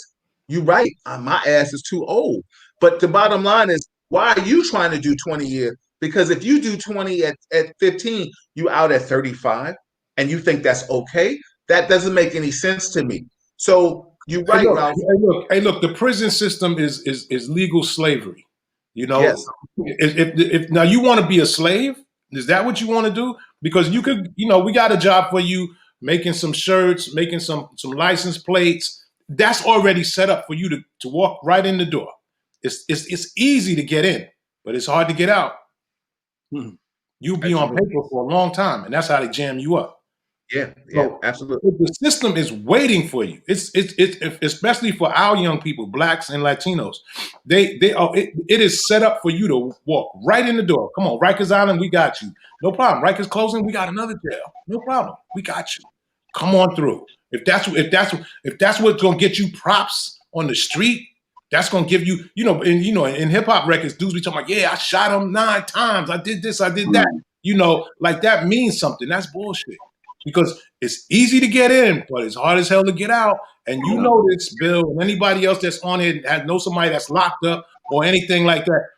They'd rather go back sometimes when they get out because it's too hard, it's too much. I can't handle it mentally. That's a whole nother story. The mental illness. And the beautiful thing, this is Real Talk Chronicles, everybody. I got Uncle Ralph McDaniels in the building. I got Tony Tune Herbert in the building, and I got the original crowd motivated DJ Ace in the building. Listen, we are talking Real Talk Chronicles. We're talking about Ralph's iconic career. We're talking about Ace's career. Tony was able to chime in because this is a little family affair. And little old me, we just bringing up the rear. Listen, shout out to all of you in here in the building. People, I appreciate you all. Helena, you worked for Pfizer for 6 years. Listen, Donald, I see you. They are not taken off the streets by name, public safety, and uniform. She said they will be in a mandatory in order to work travel. Okay, we got that. Listen, I see you on YouTube. Your mic, you're right. He says that's a fact, Ralph. These are some of the obstacles in front of us, but we made a choice not to go in the direction. Real talk. Yeah, absolutely. I think Ralph said earlier it's about parental guidance. That's what a lot of us had. And let me tell you something. I tell people, we all have grown up with the killers, the drug dealers, the iconic names that are on social media and YouTube, but they all had manners because they were all taught how to be respectful. The worst killers in the world still said, excuse me, hello, ma'am, thank you, Miss Foster. They helped my mother with their bags. You know what I'm saying? Mm-hmm. So I get that. Tony, give me some insight. And then Ace, bring us home. You know what I'm saying? On just kind of conversation, because I got some other topics for you guys. Go ahead, Tony. You with me? I think Tony's frozen. He's froze. All right, go ahead, Ace. Go ahead, take over. Like, what's your idea on this? Like I said, man, you and I are still the same thing that you're teaching your sons how to interact with law enforcement. You have to do when they get pulled over. Like, this is a crazy separation, but we are still, I tell people all the time, listen to the verbs and the words that come out my mouth. You understand what I'm saying? I can wear the Scully. I can wear the hoodie with Ralph. You understand what I'm saying? But listen to the words. We're not seeing the same. What's your feelings on that, Ace? Go ahead. No, I agree. And I think Ralph touched on something that made a lot of sense in the fact that, of course, it's family first. It's about how you're being brought up. I mean, the way we all brought up, as you mentioned, Bill, we were brought up with manners. We were brought up to respect our elders. I mean, who would even dare try to speak out of line when your mother's talking? Or, forget about when your father's doing something, that wasn't even on the book, But if your mother was, your mother basically ran the household, and when she was doing her thing and she was shopping and she dragged you along, and she taught you, we go in this store, don't ask for nothing, don't touch nothing. And if you see anybody we know, you're going to say hello, and then you're going to shut up, and that's the bottom line. But, this generation, I don't think there's any regard for human life anymore. There's no respect. And, that part you learn at home. You learn that from your parents. So, and of course, there's another thing that Ralph touched on, which is, paramount, and that's mental illness, something that really wasn't addressed in the past, now is being addressed, but it depends on what's happening. If you look at these 911 calls that are going out, Bill, and you can probably attest to this better than we can, they're saying that cops are being called out on certain jobs that they're not qualified to handle because they're coming in with force, and they're coming in with maybe a mindset that there's danger involved and we need to apply force to this particular person, whereas this person may be mentally ill. I know there was a situation where a guy's mother actually called the police, and I think that was in Philly. Mm-hmm. And the police showed up, and they were not trained to handle this type of individual. He was coming at them aggressively, and he did have something in his hand. He might have had a knife or something. And she was kind of chasing him around the car, just trying to, calm him down, because I guess she knew what his issues were. Hold on, Ace. Let me interject from everybody. This is a real talk moment right now. This is where it's an open forum where everybody is being interviewed. They can interview me. I'm going to interview them. We're going to find out what Ace is talking about. Is I think the individual's name is Mr. Blake, and he was shot 7 times in the back. And the bottom line is we're talking from a law enforcement standpoint, where me, from a law enforcement standpoint and a martial arts standpoint, and I say this all the time, I feel that law enforcement needs hand-to-hand combat training. How do you let an individual walk from one side of a car, get to the other side of the car, and then when he goes and gets the ultimate threat, you shoot him in his back 7 times because the threat is there right now, and you can't do anything to de-escalate it. That is a problem, and that's what you're talking about, Ace. So go ahead, continue on what you were saying. You were on a great path. I just wanted people to know that right now we're going to open this up, and this is real talk, everybody, because this is what I want. I want people to understand what Ralph McDaniels feels about Black Lives Matter. Tony Toon feels about Black Lives Matter. DJ Ace feels about Black Lives Matter. Breonna Taylor, Kenny Walker, her boyfriend is getting sued right now by the law enforcement. Right now, we just had another situation where a man was going home in Ohio, and he got shot in his back by an officer, and said that his sandwich, he thought it was a gun. Are you kidding me? This is why I think God put me out here to give insight on law enforcement and the tactics of that. Listen, I'm not anti-blue. I don't want anybody out here to think. I know a lot of my former blue people feel that I'm anti-blue. No, I'm not anti-blue. I'm anti you shooting me in my ass. That's what I'm anti. You know what I'm saying? I'm anti getting a hot one in my ass. Yeah. You understand what I'm saying? And now, as people of color, we need to be held accountable. I do a segment every Wednesday with Kevin Branzetti. Thank you, Kevin, for always giving some insight from a white perspective. But the bottom line is, he has white eyes and I have black eyes. Kevin bleeds blue. I bleed black first. I know there's a difference between light blue and this dark blue. So Ace, go ahead, man. Keep chiming, man, and just finish. I just wanted to let everybody out there know, in Real Talk World, this is where we going with this. And this is what Ace and we want to talk about. Go ahead, Ace. Absolutely. And then, I definitely let Tony chime in as well, because, I'd like to hear some of his insight. But I was actually talking about, there's 2 incidents. There was the one that you're talking about, Bill, that may have been, there was one in Wisconsin, and then there was one in Minnesota. But then there was also another one in Philly where the gentleman was possibly mentally ill, and his mother called the cops because he was, That's Blake. And now the one where the guy was shot 7 times in the back, that was the one where the guy was trying to de-escalate an incident himself, and then the cops came on the scene, and for some reason he had his children in the car, and he was trying to go around the car, you know, to go and. That's not the same. That's not the same story you're talking about.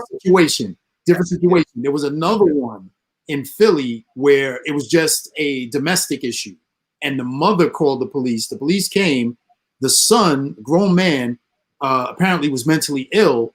And when the police came, of course, what we were talking about, Tony, is that some of the cops, the cops were not trained for these type of calls. So when the cops arrived, of course, the guy is aggressive, and they stepped to him aggressively, and then the ultimate happened. He wound up dead. So, you know, what the community is saying is that who are we to call when there are issues where we need police to come with force, and then there are other times where we have a person that's mentally ill? You might want a social worker to go out there. I don't think a social worker is going to be able to achieve what needs to be done, but it needs to be handled differently. You can't just go out and forcefully try to subdue someone. Now, you know, there are cases where, and Bill, again, can attest to this better than anyone, you know, and I've spoken to my boy Mike about this many times. The cops that are on the street, if you are going up to someone that does not want to be handcuffed, it could be a female. It could take 4 or 5 cops to handcuff one person. And I'm talking about a medium-sized, non-athletic person. Believe me, if you don't want, if all 3 of us went to Tony and we try to handcuff Tony, and Tony said, you know what, I don't want to be handcuffed today. You won't be handcuffed. You won't be handcuffed. It's not going to be easy. We're going to have to jump on you. We're going to have to throw you in a headlock. We're going to have to trip you up. All of these tactics have to be used just to handcuff someone. So it requires, this is the reason why you call those type of cops, because something aggressive is happening. Aggressive force needs to be utilized. Unfortunately, this is happening way too often. It's happening in the wrong incidences. And this is the stuff that is getting BLM, you know, giving them their strength to get out there and try to protect our young Black brothers. And Tony, what do you feel about, you know, this type of thing where you have aggressive police coming on the scene and possibly handling situations in the wrong way? I think he's muted. Tony, you muted? Oh, okay. Hold on. I got you, Tony. I'm coming to you right now. Sorry. You had feedback. Go ahead, brother. Yeah, he's still muted. What now? Did he mute himself or did I mute him? Am I there? Yeah, wait, hold on. Unmute yourself, Tony. I'm unmuted. Okay, go ahead. I'm sorry. I apologize. Oh, I'm sorry. So to your point, Ace, you know, I mean, I'm the political director and vice president of external affairs for an organization called the United Clergy Coalition.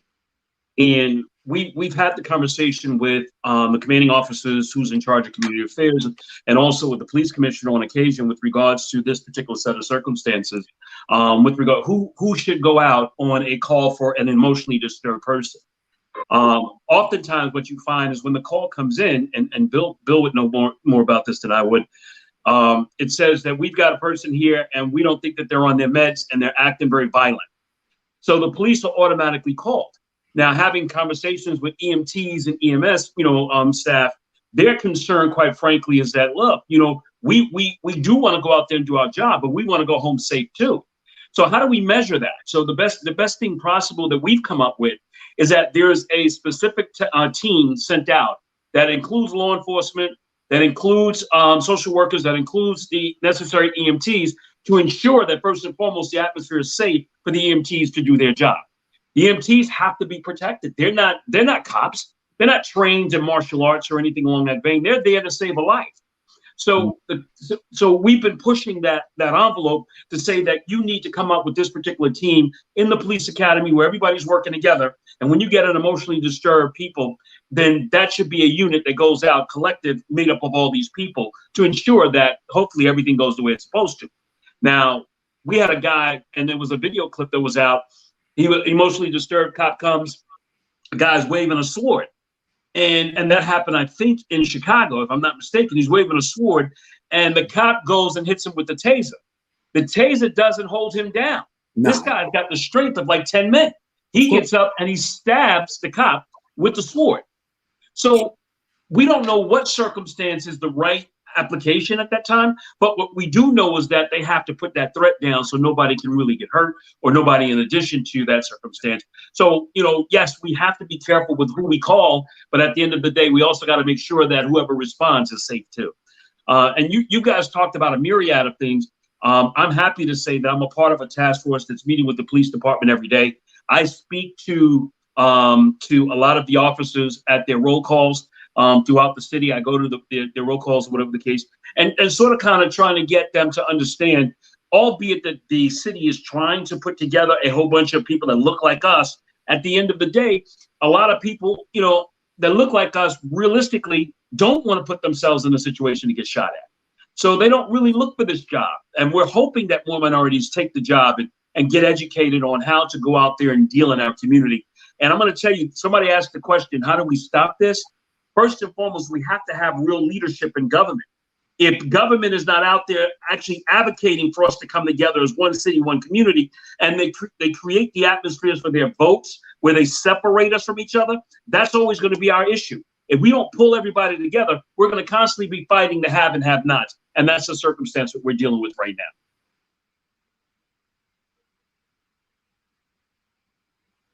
Bill, you're on mute. How he put his own self on mute? Hey, Tony. Listen, what's so funny, Tony? I had to call the guru, everybody down.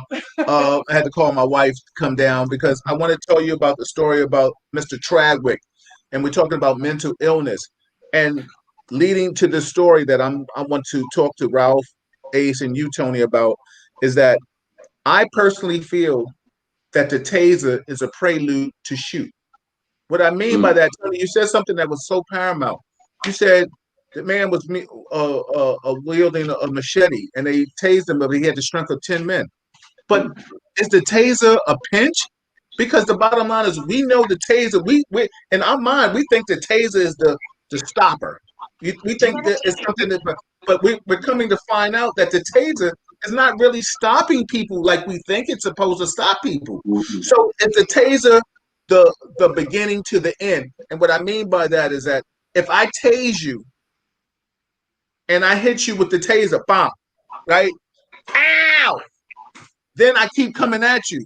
Well, wait a minute. The taser ain't really the taser. The taser's not putting you on your ass. The taser's basically just made you, it just stung you. So now it gives those who don't have certain other de-escalating skills the avenue to reach out and shoot it and then pull their gun. Listen, we just saw a shooting in Manhattan on Amsterdam. Yeah. Excellent shooting. It's a shame that we have to say that those cops did a good job when that should be the normal for cops to do their job, right? But then, like when I talk about this man, Mr. Tradwick, he was a aspiring dancer. He called for the fire in the thing. Did we find it? He called for the FD. FD came. Yeah, he got locked out of his apartment. Exactly. He eventually, and what I'm trying to do, I'm about to do a share screen, guys, for Ralph and Ace to bring this up. I'm having Malika work it. We could do a share screen. So what we're doing, I want to show you the whole video. So this is my mental from law enforcement standpoint. It was from law enforcement standpoint, it was a good shooting, right? But you have a 16-year vet, African-American man that didn't shoot, and you have a 3-year vet that did shoot. Now, my thing is, from everybody out here who's listening out here in the Real Talk world, the senior man on the scene is the man in charge. During this video, he tries to tell this officer, put your gun down, stop, right? Really? Trying to de-escalate it. They eventually went to this door. They went to his apartment. I don't understand why, from my standpoint, from a law enforcement standpoint, a prior law enforcement standpoint, why did you go to his door once the case was solved? The fire was supposedly stopped. So you went to his apartment anyway. he went to an apartment anyway. Who understands that? That's not. So there are different variables with this topic. Now, when like I said, I had this conversation with Kevin. Kevin was like, "Well, it was it was an okay shooting. I forgot how he articulated it, but me personally, I felt I had a problem with it because wait a minute, you have one officer trying to not shoot, and then you have another officer that did shoot. No, keep going. You're almost there, sweetheart. So with that being said, I have to show you this video because I want you to all to see this. We're gonna keep sharing. Go a little faster. Keep going. No, that's not it. I'll touch you when it. Everybody, we're about to get this video right now. My wife is on the scene. You know when Malika Vaughn Foster is in the building, baby, she makes it happen right here. She make it happen. Shout out to Curtis Blow. He's recovering. He's recovering. Keep going. Keep going. Keep going. Gotta go a little faster, baby.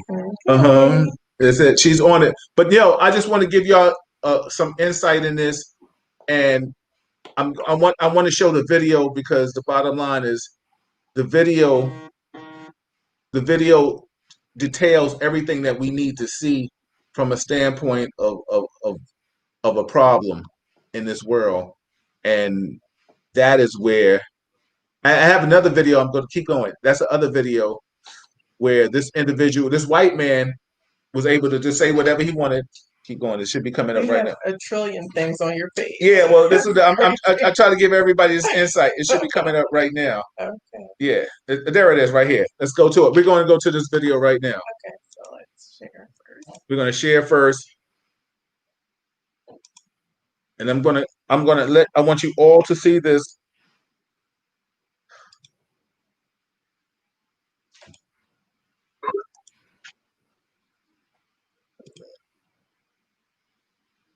I got a lot going on, everybody. So listen,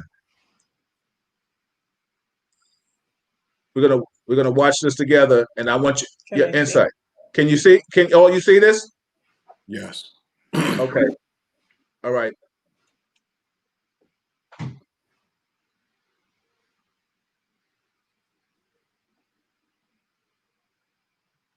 Well, it's not playing. No, it's not playing. It's not playing? No. I see the page, but I don't see it playing. Okay, hold on.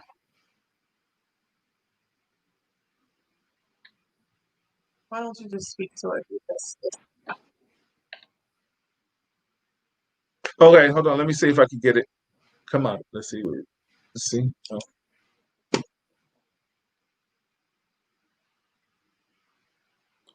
What are y'all saying? Nothing? No. Okay. You. Okay, you just see me. Okay, all right. Just speak to it, because. All right. Well, basically, I'm trying to. And the last thing y'all know from a married, exit the full screen. Should I do that? Yeah. Well, basically, I'm trying to get. Malika is trying, and I ain't trying to mess up my bed tonight. I ain't trying to be mad. I ain't trying to argue and shit. So that's smart man. I'll be mad. I'll be looking at y'all tomorrow talking about, see, this is the shit I'm talking about. We can't get it. We can't get it. Well, I'm at a weird angle and I'm not. Okay. I can't be in front of the screen. Okay. So hand me your tablet. All right. So yeah, basically what it is, it's about a man, Mr. Tradwick, that had mental issues. He called Tony. I think you have insight in this. I don't know, Ace or Ralph. You have insight in it. He called FD. He went around the building. He walked around with a spear. He had on a long shawl and in his shorts. He calls FD. He says there's a fire. The fire is burning down. They come. They kick his door open. They let him in. No fire. Whatever. PD shows up. Black officer, white officer. They go to his apartment. From a law enforcement standpoint, usually they should have gave that back to disposition. For those out there that don't understand what I'm saying, when we say a disposition, it means the end of the job. Whether it's unfounded, there's different codes for that, but you could say unfounded, aided, needs an ambulance, whatever the case may be. They go to his apartment. They kind of force their way in the apartment. He is in his shorts no clothes on, and he's cooking. He has a knife in his hand. The officers tell him to put the knife down. He gets irate. He starts expressing himself in a certain way, telling them, "Why are you in my house?" White officer pulls out his gun. He's like, "Yo," the black officer says, "Yo, put your gun down." He brings out his taser. The black officer tries to talk to him. He has the door as the barrier.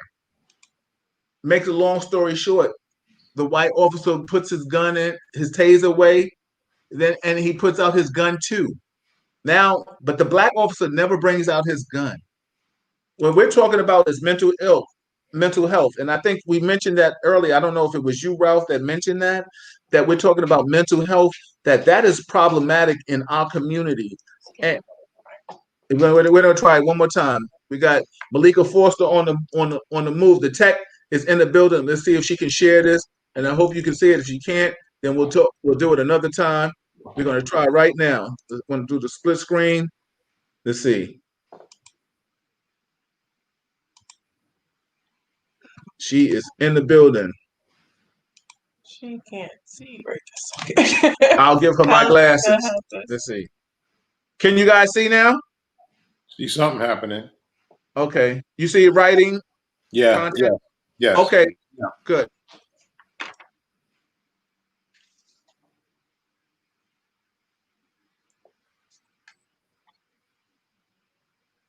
Is there audio? No audio? No. Test this next time. Yeah, okay. I'm sorry. Yeah. Any audio? No. No. All right. Can you do you have the visual though? Yeah. Okay. Maybe we're gonna play with that. Not anymore though. It's gone now.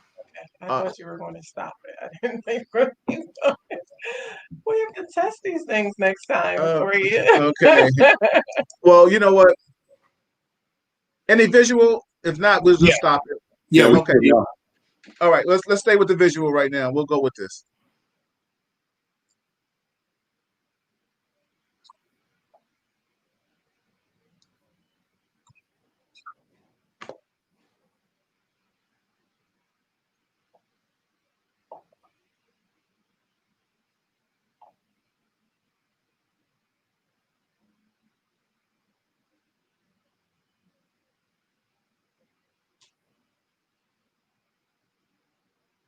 No, the fire started. Look, he said it was started in his apartment. That's a good question. I don't know. Like, But why did they come to his apartment like that? You know? But he got locked out, Ralph. Okay. Now you see, from a law enforcement standpoint, there isn't any urgency right here. Right.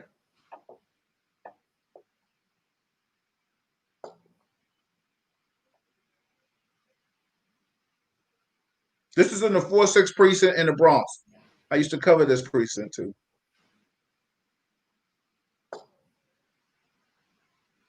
So he's back in the apartment. Yes. Door locked or closed. So why did he pull out the gun?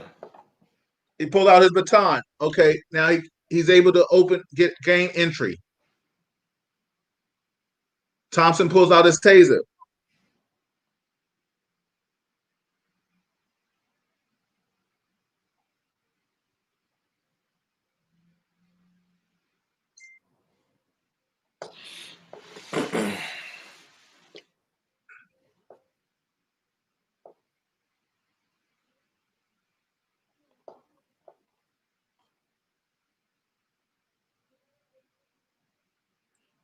Why were they called to his apartment though?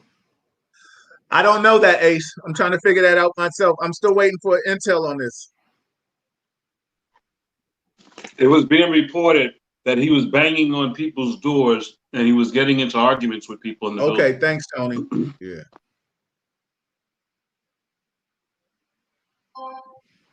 So He states that he has a knife in his hand because he's cooking. They had asked him to put it down, but he said he was cooking.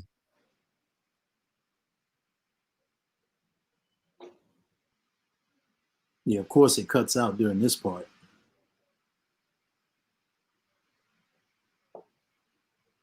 Well, honestly, right then and there, he shouldn't have been waving no knife.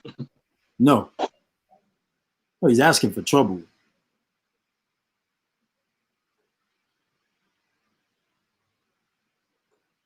Tell me what he's saying. So He said, they kicked in his door though. yeah, You can't do that. exactly. Yeah. Nope.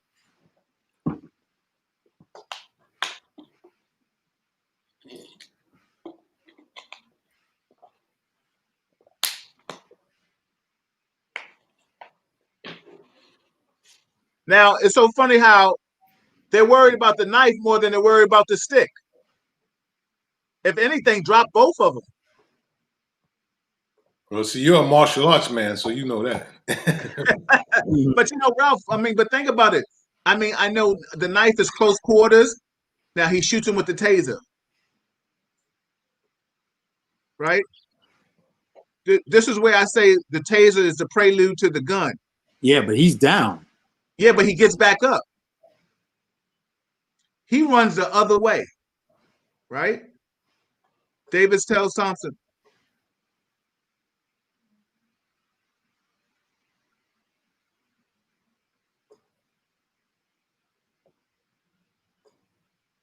Wow. You shot him already? Yeah. Oh, okay. Now, the reason why I brought this case up because it just came to summation that the NYPD indemnified the officers. Now, I'm gonna tell you guys from a law enforcement standpoint, Officer Thompson was indemnified for shooting him because he did have a knife in his hand. But I had a discrepancy with Kevin in regards to that. I didn't feel that he was charging him. And when you're irate or you have mental issues, there's a whole different mentality to that. You understand what I'm trying to say? And I think, you know, this is what happens is like another time we'll set up. Thank you, sweetheart. We'll go to another thing I have, and you know, when you guys come back, I just had a video put up on my wall. Ralph and I'm gonna send it to you, and Ace, I'll send it to you. I'll send it to the three of you. That we had a white guy that was just irate. He reached for his gun and told the officer, "Take your hand off your gun, because I'll take my hand off my gun." You understand what I'm saying? So we understand that there's a checks and balances. I tell people all the time, there isn't any equality. When I pull over, when I was working, if I pulled over a Tony, I pulled over Ace, I pulled over Ralph. I saw my brother, I saw my cousin, I saw my best friend, right? This is no disrespect to white officers doing their job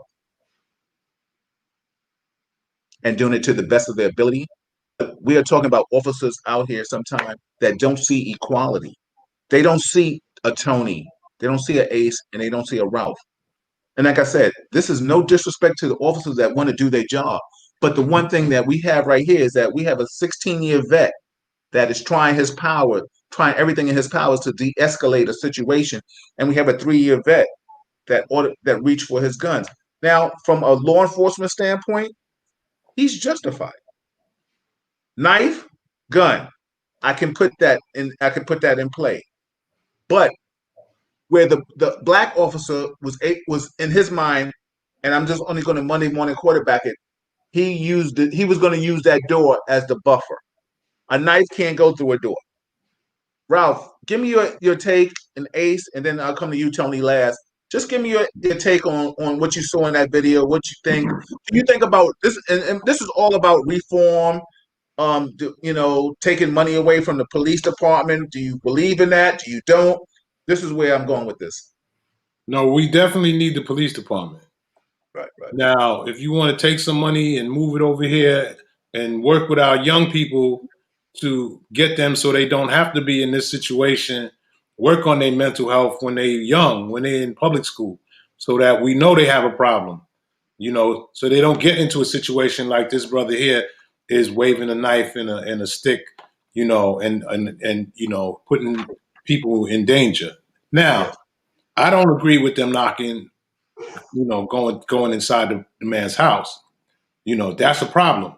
But it seems like there was some other issues going on, maybe some mental illness or something going on.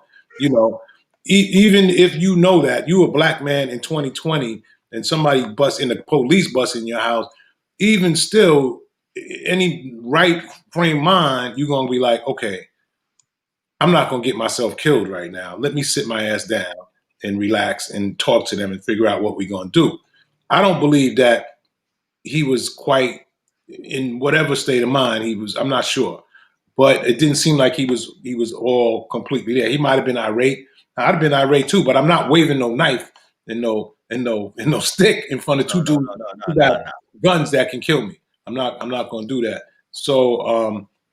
But I don't believe that they should have even gone to that level. In fact, he didn't answer the door, so you can't, I didn't, unless you got a warrant to come in here, you can't come in here, right?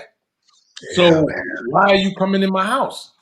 Yeah. You know, they like, and see, that's the difference. And that's what the original idea of what Black Lives Matter meant is that what makes you think you can come into my house and you wouldn't do that, on the Upper East Side? You wouldn't treat it like that. So, you would have called in, they would have said, call a lawyer, and that would have killed it, but you bust my door open. That's what we talk about when we talk about Black Lives Matter for me. Sometimes this Black Lives Matter thing has gotten a little mixed up. For me, that's what I think it means. Absolutely. Appreciate it. Ace? Yeah, totally agree. There was definitely no need to apply that type of force, and anybody in their right mind, if the cops are knocking on your door, if I know I did something, then of course, I'm going to play like I don't hear it. But of course, if you're in your right mind, the cops are knocking on your door, you open the door, you find out what the problem is. They don't have a warrant to come in your house or search your house for anything. What is the problem? There's some type of discrepancy that was called in, and you fit the description of the person that we're looking for. This is the apartment they told us that the infraction is coming from. So, I always say that we as people of color, especially men of color, we have to know that once you are confronted with the police in some type of altercation, and maybe it's something you did or you didn't do or you were accused of, the first thing you have to think about is, how am I going to get out of this alive? The first way to get out of things alive is to comply. If you're innocent and you didn't do anything, I understand being irate. I totally get it. If they're accusing you of doing something, you're going to be on 10 trying to explain to them that you didn't do it. But if you're coming at, like Ralph said, if you're coming at somebody with a weapon and they have weapons that can kill you, now right away, you're not in your right mind, because you're on path to death. And it only took them 2 minutes for this whole thing to go left. It only took 2 minutes. This dude is off the earth. So, you got to think to yourself, what is more important? Me yelling at these cops and telling them how stupid they are, or just me complying? Because then you have that comes into play when you have car stops where, people are stopped and it might not be justified, but these things escalate so quickly and then it turns into death, and you got to figure out a way. Listen, man, like I always tell people, you got about 20 good summers left. We lost one summer this year. So you got about 19 good summers left. You want to spend them screwing around, arguing with police over nonsense? Yeah. I want to live. Yeah. So the first thing I tell my sons, and they don't have any records. They don't have felonies. They don't have issues on the street. I mean, we're trying to live, man. In this society, there's no respect for human life. So if you see the cops are being overly aggressive, they need to be retrained. And we know this. But in cases like that we just saw, and what Ralph said, they were totally in the wrong. No reason for you to be kicking anybody's door in. I understand there was a call made. They obviously told him the guy lives in this apartment. He's been running up and down, banging on people's doors, calling in false reports to FDNY. I get it. But it shouldn't have ended in death. I know, Ralph. Go ahead, Ralph. This show is about you tonight, so you can always interject. No, thank you, Bill. But it shows how little power we have as the Black and Latino community in New York City, because if that was in another neighborhood, you wouldn't do that. I agree. That wouldn't happen because you know there is going to be ramifications from the community. Absolutely. See, Black people, we're going to stand outside and be like, oh, man, why y'all do that? That was jammed up. Why y'all shoot that brother? He's a good brother. I see him every day. And they're going to go, yeah, okay, right. That'll be the end. And that'll be the end of it, and we're going on about our business. But if you went and did that in let's say Midwood in Brooklyn, you know, it might be a little different. You don't really hear about it. That's right down the block from Flatbush, you know. But it might be a little different, you know, because, wait a minute, why'd you kill our brother? What happened here? Yeah. So we have to, and Tony, we need you, brother. We have to have more power in our community. Yeah. You said that in the beginning about the leaders. Because we don't have power in our community, we ain't saying nothing. You're right. Ralph is 100% right. And I don't want to interrupt you, Tony, because I know you're getting ready to chime in. Tony, you're on mute, by the way. But, you know, that's how you make change, is to put the right people in place to change things, to make change. And like Ralph said, you got to have people of color in the powerful positions to make these changes. They're not going to change on their own. And you know what's so funny? Shout out to everybody that's watching this Real Talk Chronicles. I'm your host, Bill Foster. I got the crowd motivator in the building, DJ Ace. I got Uncle Ralph McDaniels. I got Tony Herbert in the building. Listen, Tony, now I know you work extensively with law enforcement. I know, of course, just as I am, like I said, unbeknown to a lot of people, they think I'm anti. But I know you're definitely a pro law enforcement. From what you saw and what we've just conversed about, what would be your take on what you just saw, and what can we do to make it better? Well, one, let me just say this. It's not that I'm pro law enforcement. It's only, it's that I'm pro what's right and what's wrong. And if a cop does something right, I'm going to stand with them. But if they do something wrong, I'm going to come for them just like everybody else. Absolutely. And I've been known to do that, and honestly, I feel bad about one situation, but I won't even go into that. But a lieutenant took his life because I came at him so hard, and I came with the media and really banged him out. And he wound up taking his life at the gun range. So I do my stuff a little differently now. Yeah. But when I see a scenario like that, I don't see just cause for what took place to have happened. I just think that there was no call for him to lose his life. The unfortunate part about it is, our police officers are faced with threats every time they go out. It is what it is. Yes. And sadly enough, I don't know what the conversation was because we don't hear it. I don't know what the people in the building said that had them go to this apartment, with the exception of what was being reported by the DA's office. But what I do know is that we have to be very cognizant of what we do, knowing that there are some officers out here who are afraid and they want to go home.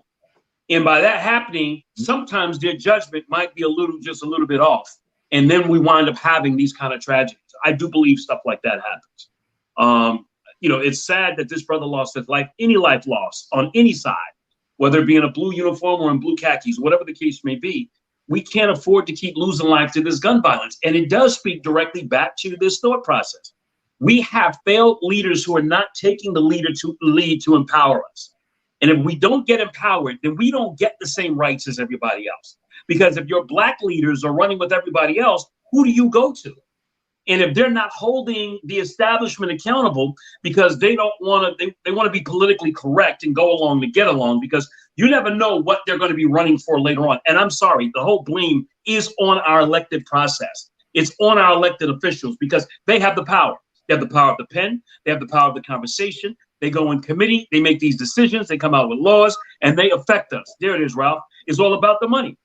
Yeah. And some of them are so integrated to that they turn away from the stuff that's going on in our community to say that, oh, okay, I didn't know this was happening, but I'm going to get on it tomorrow. There's a problem with that. And that's why I get chastised and what have you, because I go after them. I don't care if you're Black, I don't care if you're Puerto Rican, Dominican, whatever. At the end of the day, you need to serve our community. And if you're not doing the job, then get the hell out of the way and let people that want to do that get involved. And that's the problem we have out here. Failed leadership that's not giving proper direction, that's not coming out there and advocating for us to be unified as one community.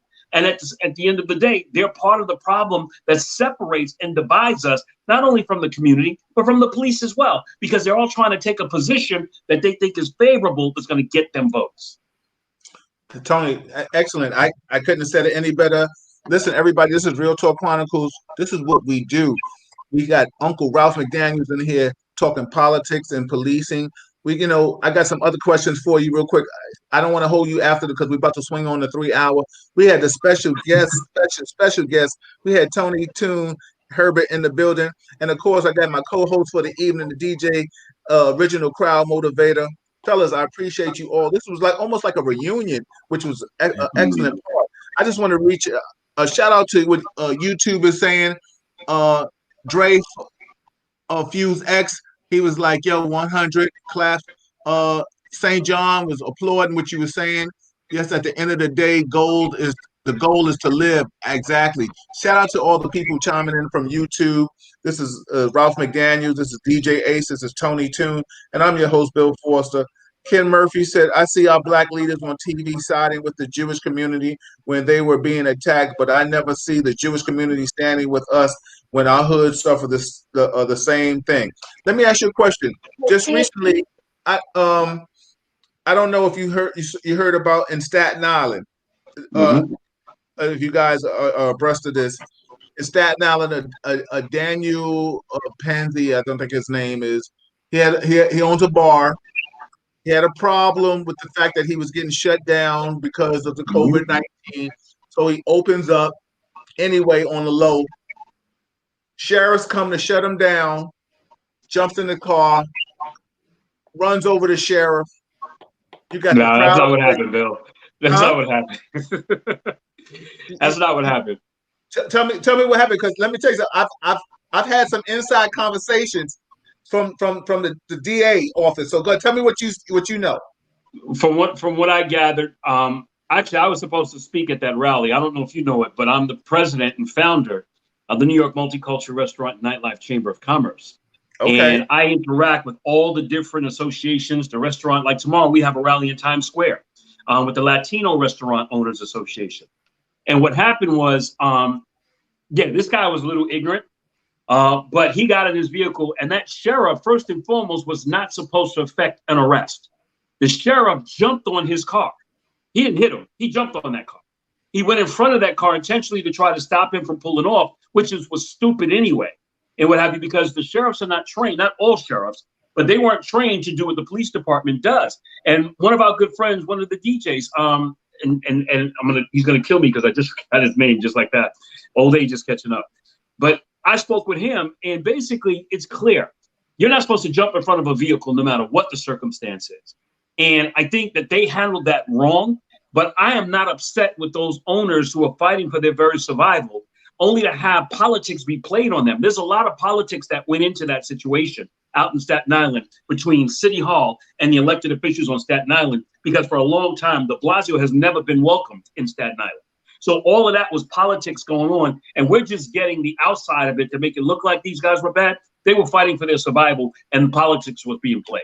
I'll come to you, Ralph and Ace, but I want to chime in. So from what I've been gathering from my intel is that he was not supposed to open up. Now, I get all about survival. I understand that. That comes with the territory too. You own a business, like with this ideology that, okay, we're dealing with COVID, we're trying to save lives. Now, don't get me wrong, Tony, I'm with you. How do you set up outdoor dining, but you put people in a bracket? You know what I'm saying? Like, that's an oxymoron. So that's asinine for me. But the bottom line is, sheriffs are still law enforcement, and they still have jurisdiction to implement certain guidelines. The bottom line is, he got in his car, and the sheriff, because I got the video, they got in front of him, right? And he still commenced to drive off. So basically, now I didn't say he was right doing that, though. I didn't say he was right because you had a human being in front of your vehicle. I just said he did it, And but you the had a sheriff should have never been had, in front of that. and you had a law enforcement. You had a law enforcement officer in front of your vehicle. Right. And right. you just said that the sheriff didn't know if he should have did that. But the bottom No, line no, is, I didn't say that. I said the sheriff shouldn't have done that. You that's what know, I'm saying. Any smart person wouldn't have jumped in front of no car like that. Yeah, because I sure wouldn't have did that. But you know what's so funny too? The bottom line is we also lost Sean Bell to the same situation. Person jumps in front of a vehicle, right?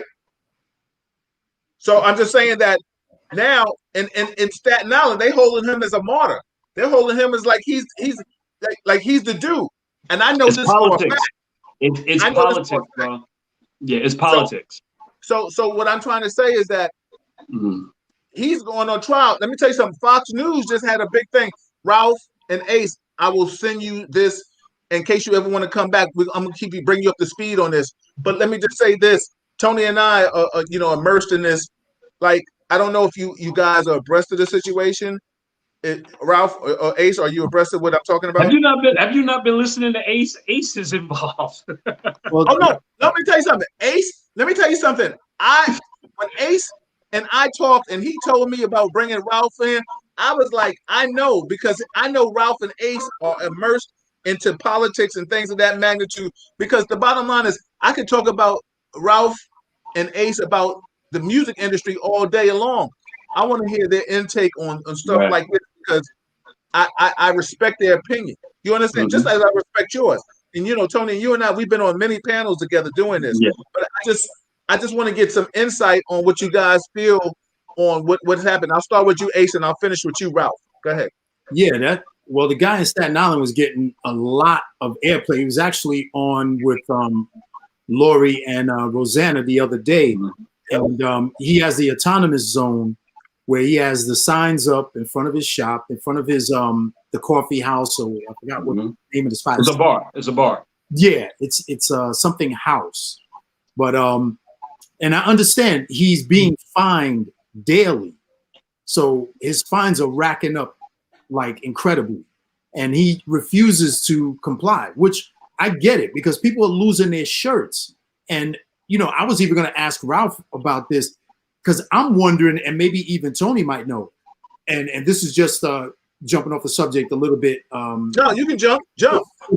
I'm going to pivot, but then come back. How you see these business owners, the small business owners that are losing their shirts and they're trying to open autonomously and then they're being fined. How are DJs making money to pay their bills during this pandemic? How are full-time DJs, what are they doing? They're not applying for UEI. They're not getting unemployment. They did that $600 stimulus.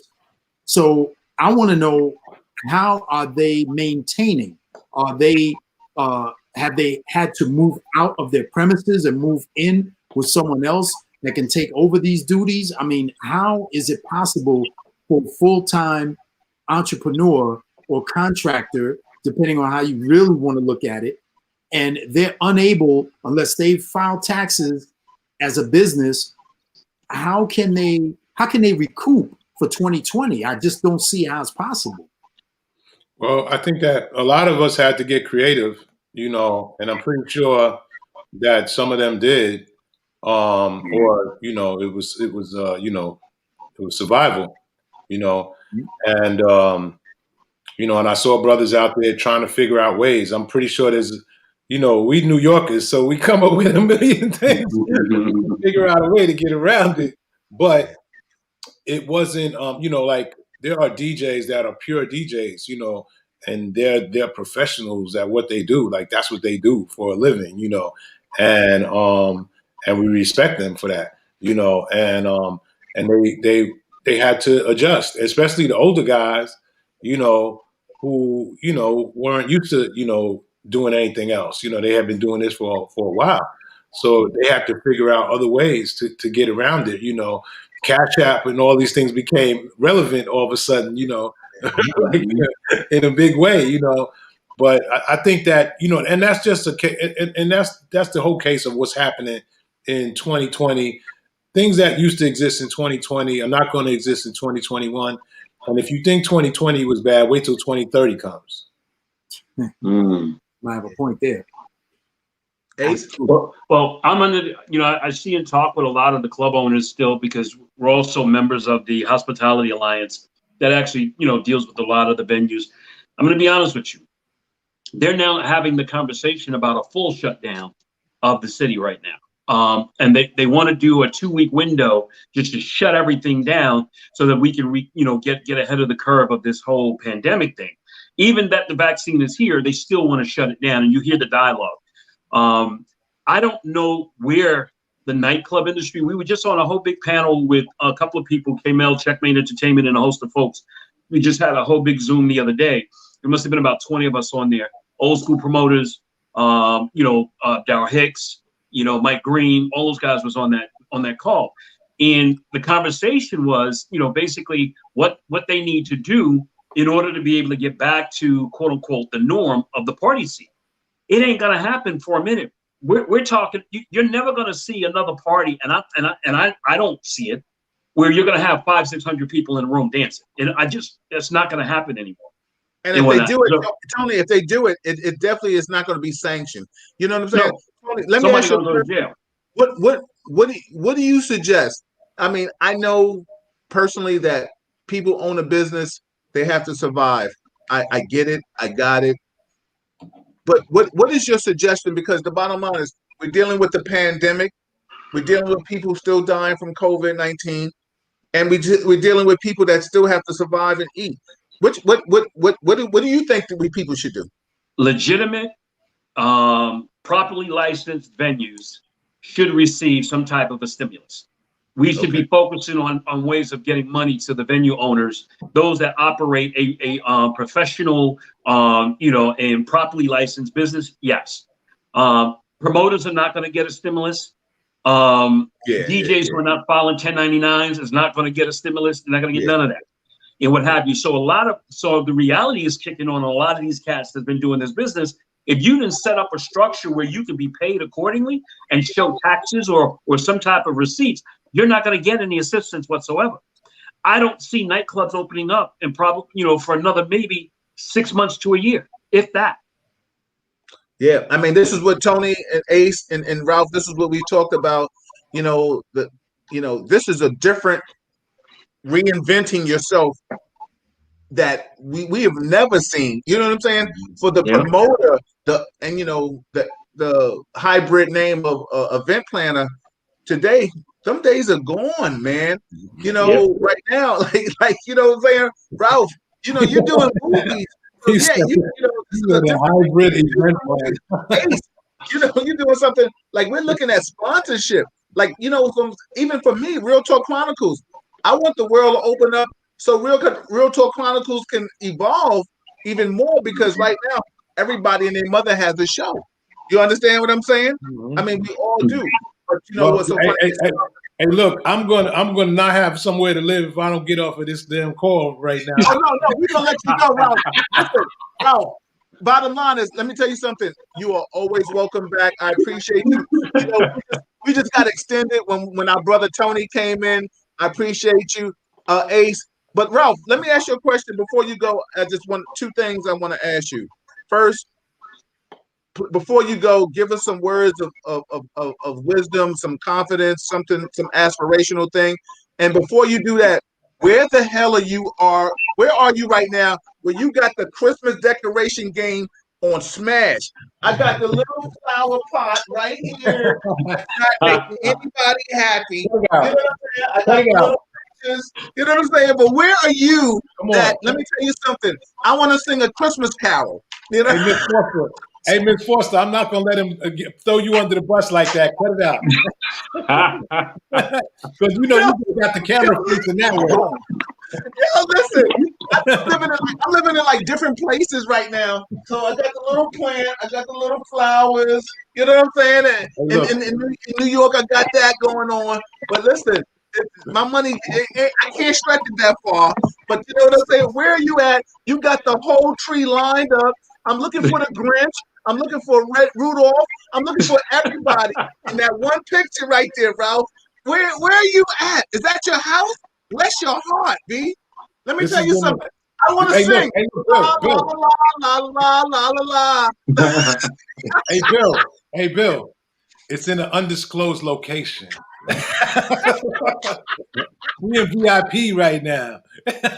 You got to pay extra to get in on that one. Right? Yo, Ralph, Tony and Ace, you can hold on for a little minute. Ralph, you are always welcome back. If you ever want me to come on your show, I'm more than honored. You are Real Talk family right now. Yes. Anything you want, Ace, give Ralph my numbers. I'll share with him. Ralph, tell people where they can find you. What are you doing right now? Anything that you want to say, just say it, brother, please. Yeah, just follow me at Video Music Box on all social media, or Ralph McDaniels on Facebook. Video Music Box. Support my collection is preserving the culture. VideoMusicBoxCollection.org. Big up Miss Mo and Big Trav. They on here right now. Big up to the young man that's checking in, Cash. That's Gwen's son. He's a young man. He says he's on here for you, Bill. That they enjoy the show, and they it's good that we connecting the dots and bridging the gap with the young people right now, because that's what's needed, I think, and Tony can attest to that, because that's the hardest part. You get out in them streets, and them young dudes don't give a damn about you, man. Nah, man. You know what I'm saying? And that's the hard part, because we've been there, we did it, but they gotta figure it out on their own. So whatever we can do to get closer to talking to these young men and women is great, and it's super important. I respect all of the teachers and people that are working with young people every day, because that's not an easy job, man. And so I respect that, and that's it for me, man. Look, Ralph, thank you. Happy holidays. Happy Merry Christmas to you and your family. I appreciate you so much. I think you are iconic. You are my iconic dude. I appreciate you. Whatever you need me to do for you, I am here for. I will inbox you, or you can get it from Ace. Ace and Tony still hang on with me a little, because I let me tell you. got to do a Ralph number because I'm still newly married. So No, we all married. But listen, I don't see no trees behind you, and you ain't singing no Christmas carols. wait a minute, hold on. Don't have me to show it off now, because my wife don't play. Yo, tell your wife I said hello, man. I got a Malika Vaughn in my house too. Stop playing. Yeah, exactly. You walking exactly. Yo, listen. We're gonna see the tree before you break out. Ralph, we're gonna let you go whenever you're ready, brother. Ralph want to see your tree. Here's my deal, baby. Nice. I feel like the Grinch stole Christmas. Somebody hold my hand. You know what I'm saying? I ain't got a tree up in this joint. Yo, Ralph, Tony, hey, stay on with me for 2 minutes, man. Yo, Ralph, I'm gonna talk to you in a few minutes, man. Please be good, brother. Appreciate y'all. Hey, Ralph, I'm gonna reach out to you about this not-for-profit we just started called Turf. I'll fill Bill and them on it real quick, but I definitely want to reach out to you to get you involved. Okay. Yo, cool. Tony, before you go, tell people where they can find you, what you're doing. I know you're running for something. You got a book out. You're doing a lot of big things. Give people some insight. Ace and I are going to close this out tonight. Go ahead. Well, thank you. I appreciate the opportunity, man. Yeah, I'm running for New York City Public Advocate, quite frankly, because, I want to be the voice of reason to try to get everybody and bridge the gap so that we can get our communities where they need to go. You can always find me on Facebook, Tony Herbert, on social media, Instagram, all of that stuff. Tony Herbert, just, dig me up. I'm there. I'm not hard to find. I wrote a book. The book came out in October. I did pretty good with the sales thus far. I'm not trying to be a bestseller, but, people are purchasing it and checking out, some of the history of what I got involved in. I sort of kind of left out the industry component. So I'm coming back with a second book to talk about all of that. And Ace, you'll be in that book too. And whatnot. So, but it's, it's what it is. And it's real talk, man. Quite frankly, like I said, I'm really appreciative of hearing what you had to say. And Bill, you've always been a bridge builder, man. So, I'm glad I had the opportunity to talk to my dude. I love this guy, man. Ace and I were like this. I know that. And I fought a lot of people who was hating on him. And when he got on radio, I had to shut a bunch of people down to make sure they understood that he had the skills. And they couldn't touch him. And that was reality. And that's just what it was. Let me tell you something. Phenomenal. Ace is a phenomenal DJ. Let me tell you something. Pound for pound. Let me tell you something. If you ain't put him up there with the top of the cats, you sleeping on the skill. Because let me tell you something. Anybody who knows me, I don't like to gamble, but I put my money on Ace on any given day. Seriously. Hey, bro, you know what's funny? And Ace will remind you about this. When Ace got involved with my radio show, and I made him the captain of the team. That's how we had it. I had like 13 DJs, but Ace was the captain. It was him, then Tommy Allen. 91.5, right? Yes. Yeah. So what happened was Ace was getting so hooked into house music, he was about to change his whole structure and just be a house DJ. I'm like, don't you fucking do that, excuse my French. Don't do that, dude. You're like the best nightclub DJ out here and what have you. Don't change your arsenal. And I had to convince him to do that. And I'm sure you remember that, Ace. Yeah, he was definitely going deep in house. And I'm like, you could play everything, bro, and what have you, but don't give up the throne. And I was happy he never did that because, we did a lot of parties together. The Vista Hotel, Les Mouches. I mean, we hit it hard. Hotel, all of them. Yeah. Oh, I remember getting in a car accident, coming to the Vista, and I was playing for Sparkle Entertainment. Yes. And my car got wrecked. I still drove that joint, parked it, and went to the party. Yo, I remember that. Yo, let me tell you something. Shout out to I'm gonna get Sparkle on this live one day. He'll be like, Face Man, you got me out here. Only I could do it. Shout out to Steve G. Shout out to him. He's a big dude in the game too. We got to do a classic one like that, bro. Yeah, oh my god. And Tony, I need you to help me. We're gonna get the Holloways, the Lincolns, the Melvins, the I was just on with Lincoln Sessom. I was just on a whole live with him. Yeah, I got to get these old guys out. Lincoln gave me the soft business when Ace and I had you and Chris Love. He was like, yo, what about us? I said, yo, I didn't forget you. I was just talking about the black and golds in that era. Shout out to the promoters before me and the promoters after me, because that's why I'm in the middle. You know what I'm saying? But we come from all of that. We came from the parties, the Best of Friends and all of them was doing. We was a part of all of that. Yeah, definitely. So, Tone, listen, it's always a pleasure with you guys, man. Good to see you, Tone. You too, man. Thanks, man. Tell the wife I said hello. Happy holidays. If I don't speak to you before then, I wish you all the best. Same here to you and the wife. Yo, Ace, I see your young man, man. He's growing up to be just like you, though. Yeah. One of them is a spitting image. So yeah, hopefully he won't do anything wrong. He get me messed up. I know that twin problem. Trust me, I know it well. Oh my God! All right, guys, thanks a lot, man. I appreciate you, Bill, and yo, Ace, keep it up, man. I'm always watching. Take care, man. We'll talk to you real soon, Tony. Yo, Ace, okay, guys. Man, it is a pleasure. I just want to shout out everybody. This is Real Talk Chronicles. I'm Ace, the original crowd motivator, and I are gonna just end this out real quick. But we're gonna talk about it a little bit. I want to talk to him. I want to give him some love and some shine. Let me just read some of the people in here that are, Tommy Guns is in the building.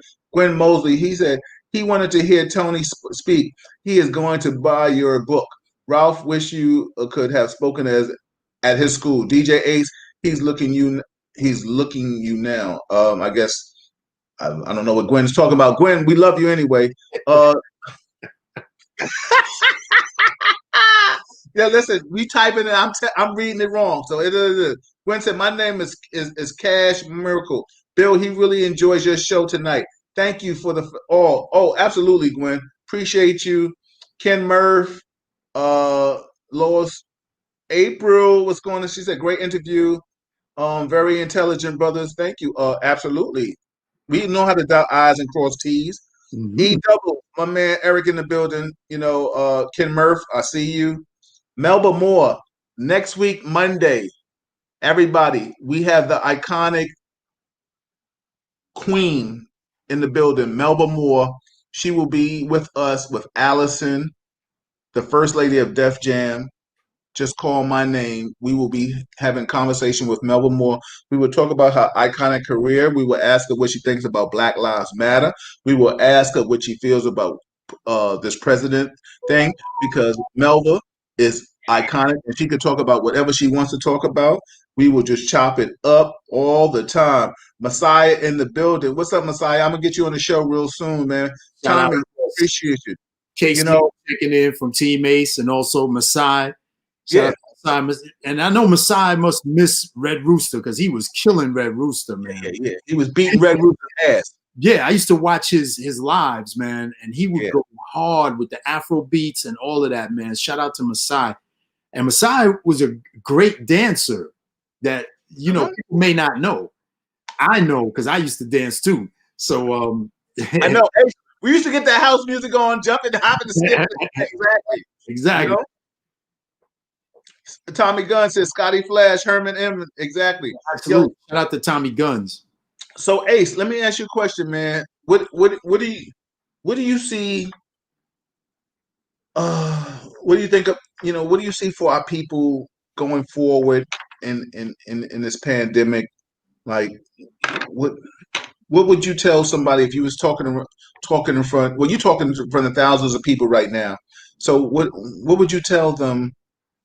What's your word of advice? What do you tell them to cover up? Store owners. I mean, like, you know, we talked about the guy in Staten Island. I personally thought he was out of pocket. You know, I know Tony had a you know, Tony's dealing with them from a different aspect. Listen, I'm telling everybody, I get it. You have a property, you have to survive, you got to eat, but it comes with the territory. You understand what I'm saying? Like, am I? And I don't want to sound like I'm off base or I'm a little cold or callous with that. But the bottom line is, everything comes with checks and balances. When I go into law enforcement, there's a, not that I ever want to get shot, but there is a possibility that I can get shot. I understand that when I take the oath. With FD, there's a possibility that you may get burnt. With DJing, you know, there might be a possibility that there's nobody in the promoter was whack and he didn't have anybody in there and you had to play. You know what I'm saying? You still got to play for two people. You know, his mother and his father, they doing the electric slide, but you got to make him you got to make him dance to that shit all night. Because the bottom line is, he's like, yo, you're like nobody's here, but yo, you still got to get paid. That's right. So unless you work out something. So my thing is, like, what's your take on business ownership? What's your take on anything? Ace, this is just you and me. I'm not going to keep you no longer than 10 to 15 minutes, but it's just me and you, and I just want you to chop it up and tell me what you feel, brother. Yeah, well, you know, again, first and foremost, I think people should protect themselves. So I think you should be listening to the CDC guidelines.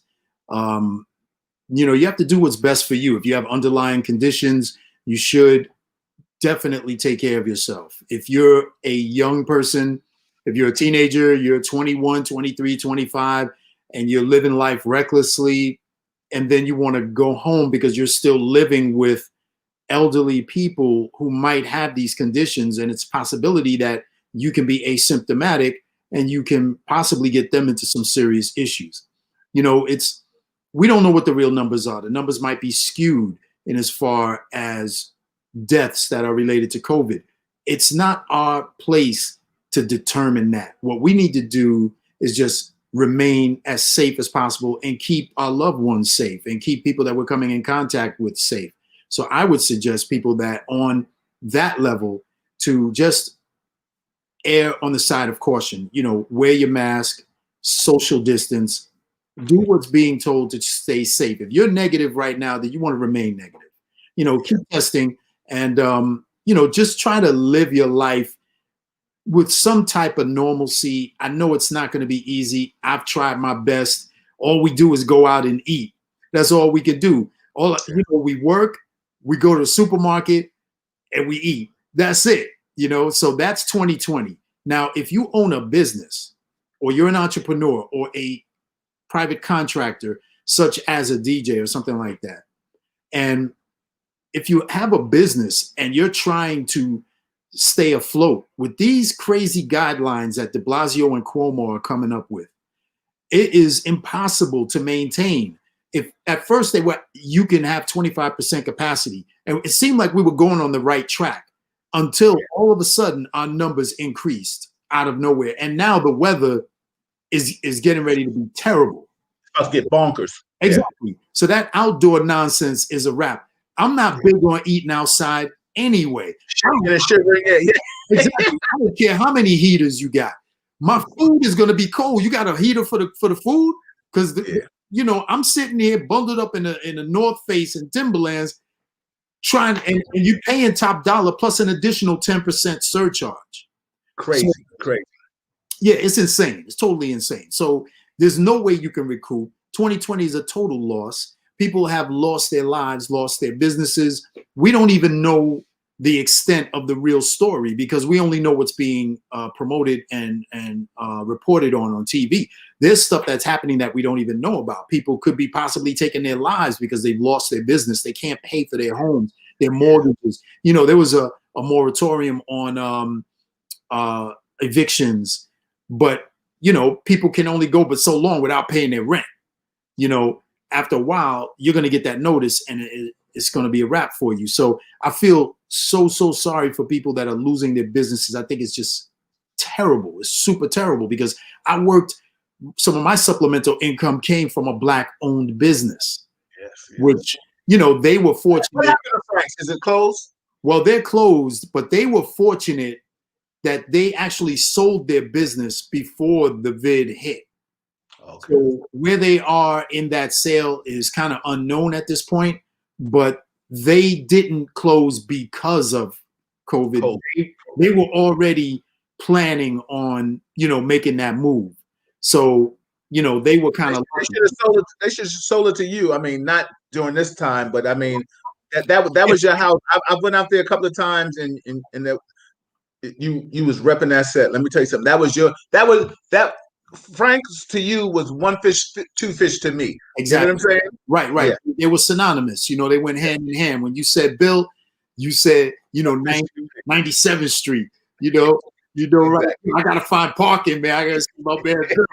You know, you already. Yeah, man. Exactly. And then, you know, I was synonymous with Frank's on a Friday night. You know, that was my night. You really blew that spot up. Yo, shout out to Frank's spot. But let me tell you something. That was your thing. Let me tell you something. Somebody said, they said, Bill, we need a Ace have a party on your show for the new year. No, I'm not going to ask him to do that. But what I might get him to do my birthday thing because you know, we're gonna reinvent this because this is the way it is. I'm gonna talk to him sidebar, and I might just do 100 people Zoom and have Ace just play for me if I could get him for an hour. And just let me tell you something: the way we partied in the old school, and that's what it was. Everybody zooming and you know chip in and give him some money, give him a cash app. Shout out to DJ K Smooth, love you, brother. You know, Team Ace, we are. You know, I'm part of that family. Ken Murph, I see you. Listen, Ace, what is it that you would like to see from what do you think about this whole presidential thing? This everybody, folks and homos. This is Real Talk Chronicles. I just had to give Ace his blessings right now. We are still strong in this chat. YouTube, Facebook Live, we still here strong, yo. Everybody, it's not a game. You know, we're not gonna go after that. We already in the 3-hour mark. Right. I'm only gonna give Ace a few more minutes. Let me tell you something. This will make your bathroom game crazy right here. You got to run off and do what you got to do, and then come back. But I just wanted Ace to get his flowers and his blessings. This is one of my dudes. Let me tell you something, and he deserves all the props that he deserves, and I'm going to give him because the bottom line is I want people to know who he is, even if they don't know who he is. You gonna know who he is by me. Let me tell you something. You know, if I got a fight or flight, you gonna know who DJ Ace is. You know what I'm saying? That's my dude. So I mean, Ace, just what are you wishing? First, let's talk about the presidency real quick, and then just give us some positive things. What do you want to see for 2021, man? Absolutely. Well, you know, I think Biden and Kamala, they have some really big shoes to fill because this Agent Orange, he really did a number on us. So they have a lot of work to do, and COVID is their number one priority at this point. And then after that, they have like a plethora of problems that they're going to have to try to solve. So I just hope that Biden brings 47 years of experience to the table the way we want to see it, you know, because I think the American people wanted to see someone other than a politician in office. And that's why, you know, Agent Orange was able to get up in there because they didn't really know him. They just knew him on the surface. But once he got in, that's when they got to know him and to see what type of xenophobe he is. the type of masochist he is, the type of sicko. He's like he's like the hybrid Jim Jones. Yeah, I've never like, yo, dude, you drink his Kool-Aid, and it's like Thriller. Like he's taking you to another level, man. Modern day Hitler, man. I mean, this dude is just insane. His thinking, I think the American people wanted somebody who thought out of the box and wasn't the typical politician who will yes you to death. And like Tony said, I'll get on that tomorrow. And they never do, So I just hope that Biden and Kamala, I really don't see Biden going through the full term. I definitely don't see him doing a second term. So I think Kamala is going to definitely have to get up to speed super quick, because they're going to have a strong team around them to help them out. Just like, the Brooklyn Nets, they brought in, a rookie coach that has never coached on the head coach level. Yeah. Stevie Nash. Yeah, exactly. Nash, he's a Hall of Famer, but he's never done this on as their head coach. He was, working as an assistant. But what do you think about just switching up real quick, everybody? Shout out. Let me just say, K Smooth always. Tommy said he used to love going. He'd been out there to Frank's. Messiah said, "Love you, brothers." To DJ Ace, I always been a fan. To Bill, always been a dope dude. Appreciate you. Just shout out to you guys. Let me tell you something, Ace. Switch it up real quick. What do you think about the Brooklyn Nets this year in the basketball terminology? Well, I'm a Nets fan. Cats know me. I'm a Nets fan from the Al Skinner, Bill Melchione, freaking Super John Williamson days, right? John, Larry Keenan, Dr. J. When I was Bird song, yeah. Exactly. Even when Sugar Ray played for them, I mean, it's like I go back with the Nets, man, and I love the fact when Jason Kidd took us to 2 straight NBA finals, and then I was in Japan on a tour when they played the Lakers in the championship, which is my other team that I grew up with from childhood. So to have both of those teams in the championship was unbelievable at that time, and that's the famous both worlds, right? Oh yeah, absolutely. And we got smoked in both of those title runs. Yo, Ace, check this out. I can know that Jason Kidd, Kerry Kittles, Richard Jefferson, Kenyon Martin, and Mike Kaminsky. Let me tell you something. Don't tell me I was with you, baby. I was with you. Listen, and I was wearing my little nylon Nets outfit too. And Kenyon Martin, his son, had a little, run this year trying to get in the draft and everything. So, his son got some skills. But yeah, man. And I always thought Jason Kidd got robbed for his MVPs. But, he came back later in life and got his rings. And, now he's on the bench with the Lakers where he needs to be. And, got his chips. Yeah.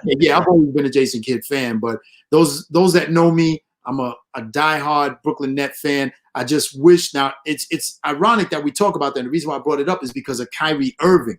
And Kyrie Irving is very involved in BLM and in other matters that are not basketball matters. Yeah. He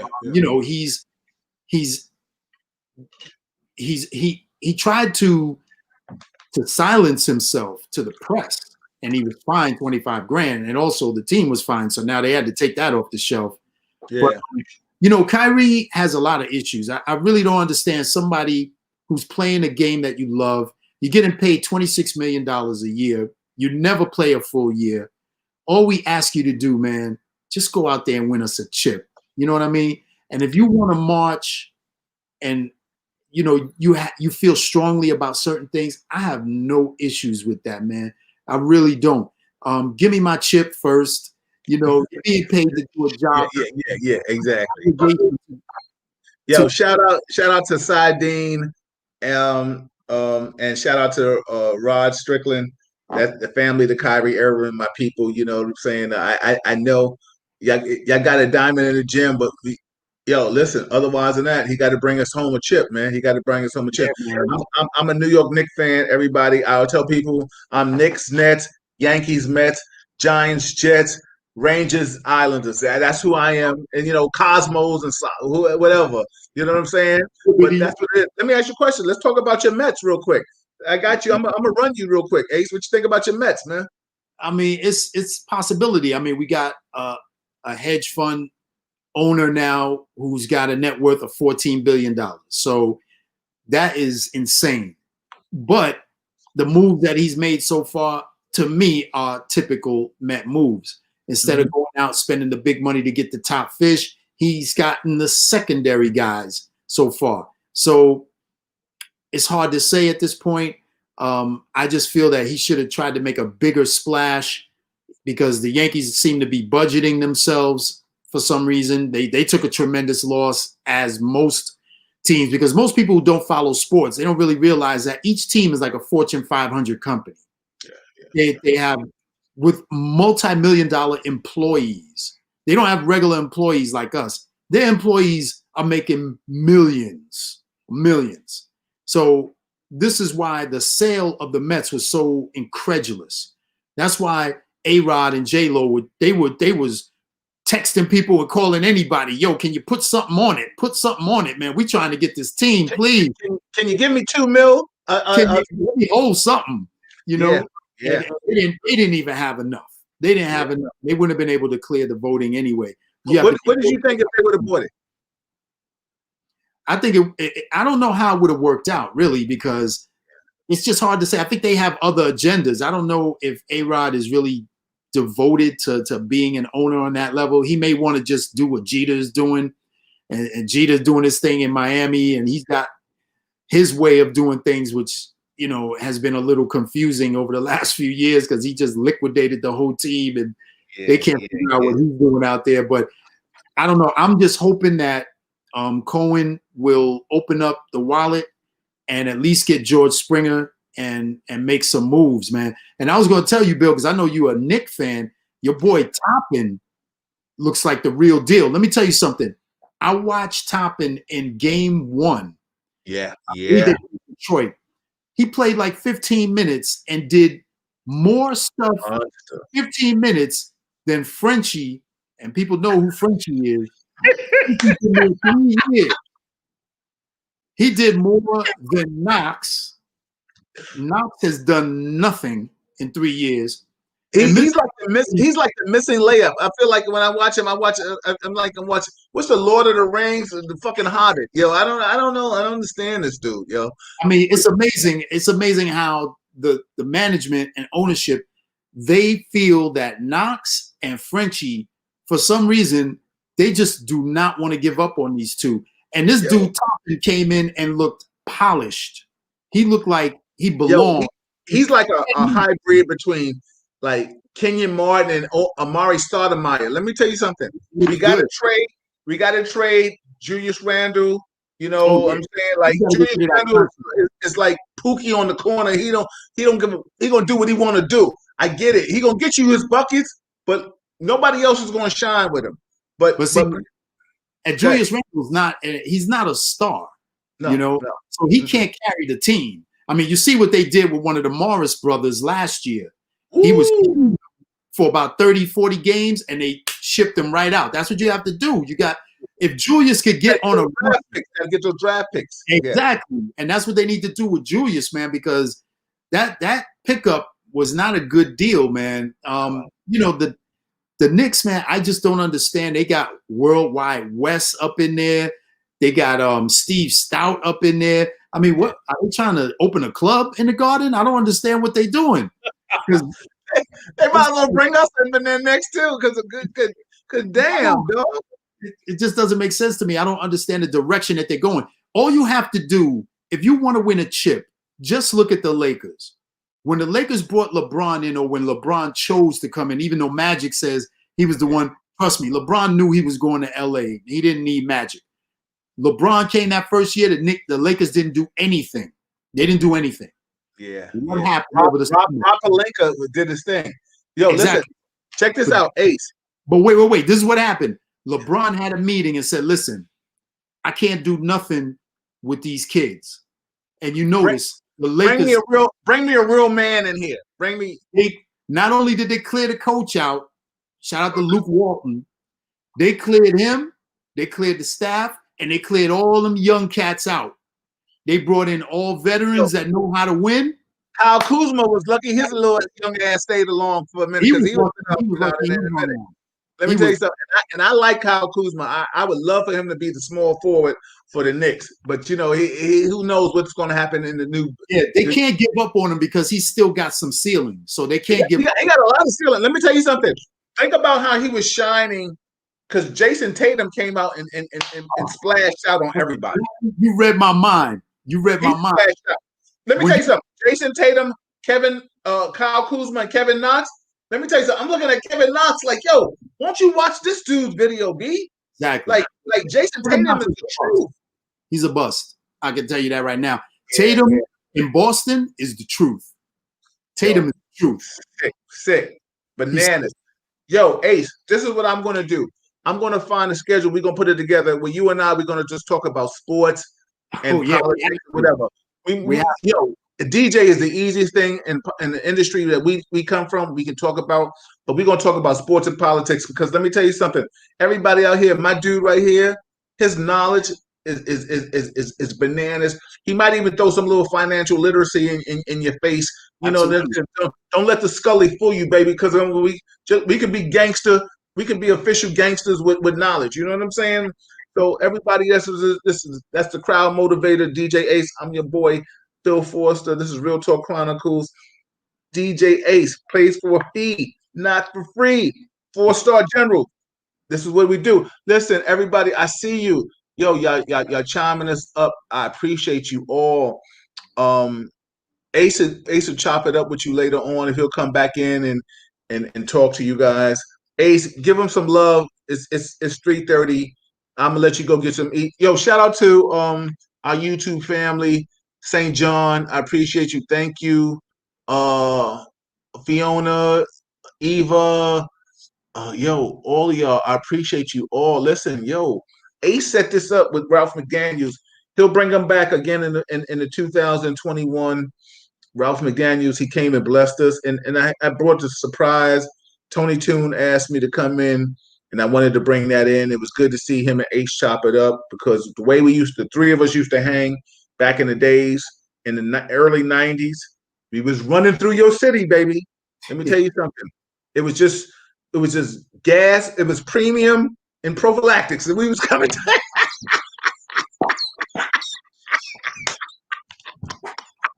Yo, I'm sorry, but I just had to say it. Yo, get out your way, baby. We was tearing up I-95. You know what I'm saying? But yo, listen, it was good. It was a good reunion tonight. Like I said, shout out to Uncle Ralph. Shout out to all of you. You know, Murph, Tommy Guns, you know, E-Dub. I see you. Everybody appreciate you.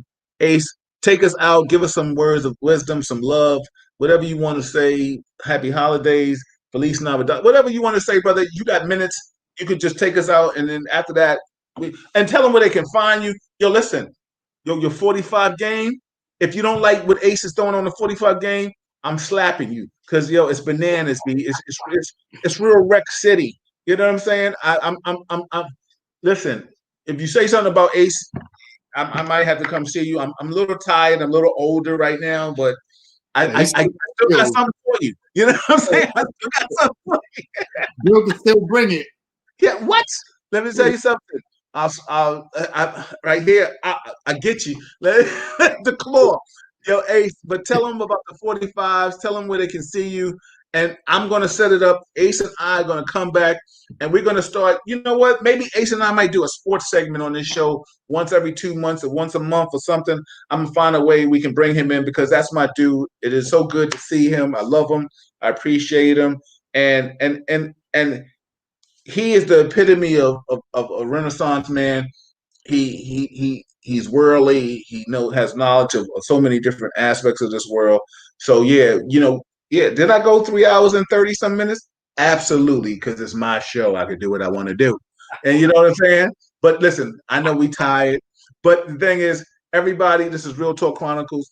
Hit the subscribe button. Find out where you can find DJ Ace. He's going to tell you all that. Share it. you can look at me, Real Talk Chronicles. I have a whole Real Talk Chronicles page. I have a whole Real Talk Chronicles page. I'm Bill Forster. I only got about 1 or 2 friends left for my 5,000.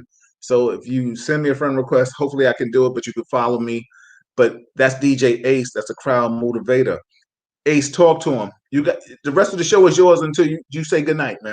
Yeah, it's just only 2 minutes, and then I'll let everybody go. Once again, super shout out to my brother and a great friend, just like family to me, my man Bill Foster. And make sure you represent anytime you see him come on social media with Real Talk Chronicles. Make sure that you subscribe and try to follow him on any format, whether it's YouTube, Facebook, whatever format he's using.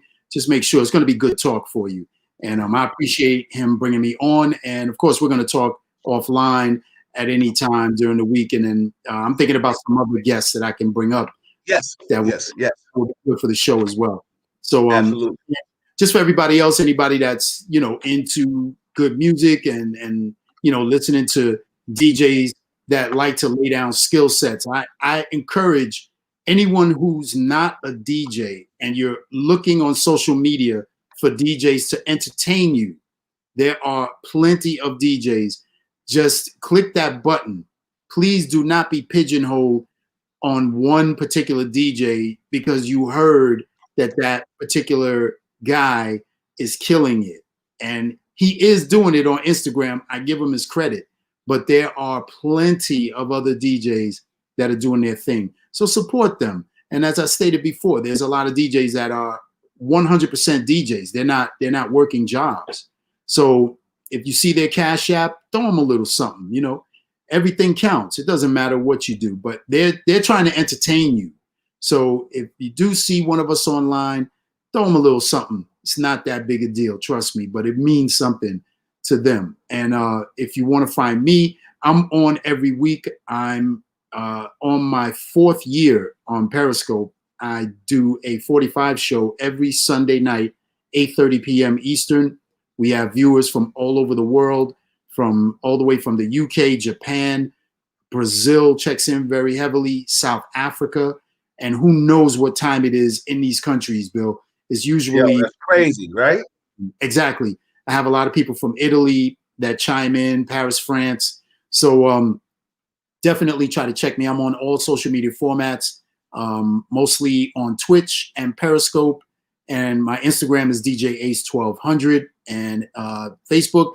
I'm not sure what I'm going to do with Facebook on the live because there are copyright infringement laws on the Facebook Live that are making it very difficult to continue the live. So I'm going to talk to my moderators and see if we should continue on Facebook Live. But for a platform that Bill is doing, this is great for Facebook Live. But when it comes to music, it's very difficult to get by. But they put some restrictions on you. Yeah. We gotta find a way around that. You know what I'm saying? Hard. So but again, I appreciate everyone that tuned in tonight. Definitely hit that subscribe button. And you can also go to my YouTube page at DJ Ace, the Crowd Motivator. And you can hit my subscribe button as well. Please. And just try to support because this is a Black man that's doing something. Bill has provided a platform for all of us to air out our opinions because everything is subjective and everyone has an opinion. As you know the saying, opinions are like assholes. Everyone has exactly. These are all opinions. You don't have to agree with everything, but it's fun to debate sometimes, and it's fun to get the other side and hear what other people are thinking. And it's also fun to see that people who are into one thing actually have knowledge of many different subject matters. So again, I want to sign off, Bill, and I want to thank everybody for definitely taking the time out to check us out tonight. I appreciate it. Yo, everybody, that was the original Crowd Motivator, my brother, DJ Ace in the building. We're not going to stay too long. We're just going to say goodbye. But listen, we got Melba Moore next week, Monday, the iconic Melba Moore. Like it, share it. This is Real Talk Chronicles. Listen, I can only give you what I can give you. You know what I'm saying? But I can give you the best of me. Whatever it is I'm giving you the best of me. I'm giving you purity. Thank you, Ace, for bringing Ralph. Bro, you're going to bring Ralph back again in the new year. Thank you for the surprise guest, Tony Toon. You know what I'm saying? It was a blessing to see him. I want more Ralph. Ace, we're gonna reach out and we're gonna find more people to do and do things together. But listen, Ace, you're gonna come back. You're damn near one spit from saying that you're about to get your own segment with me, because we're gonna talk about some sports. We're gonna talk about everything. Everybody, happy holidays. Wear your mask. If you don't want to wear your mask, I don't know what to tell you. I listen, I don't have the blueprint to this shit. You know what I'm saying? Like, I don't know how to tell you to stay alive. They said old blood cells, you're immune for shit. I'm O negative, but I'm not taking it. I don't know. I'm bringing Peter Shoe on in the future. He wants to talk about this. Shout out to P Shoe. Listen, everybody, this is Real Talk Chronicles. That's the original crowd motivated DJ Ace. I'm Bill Four-Star, B-Fly, baby. Harlem, Brooklyn, Bronx. We all over. You can't hold us. Don't hold us. Listen, we out of here, man. Happy holidays, everybody. Happy Stay holidays, safe. everybody. Ace, hold on, baby.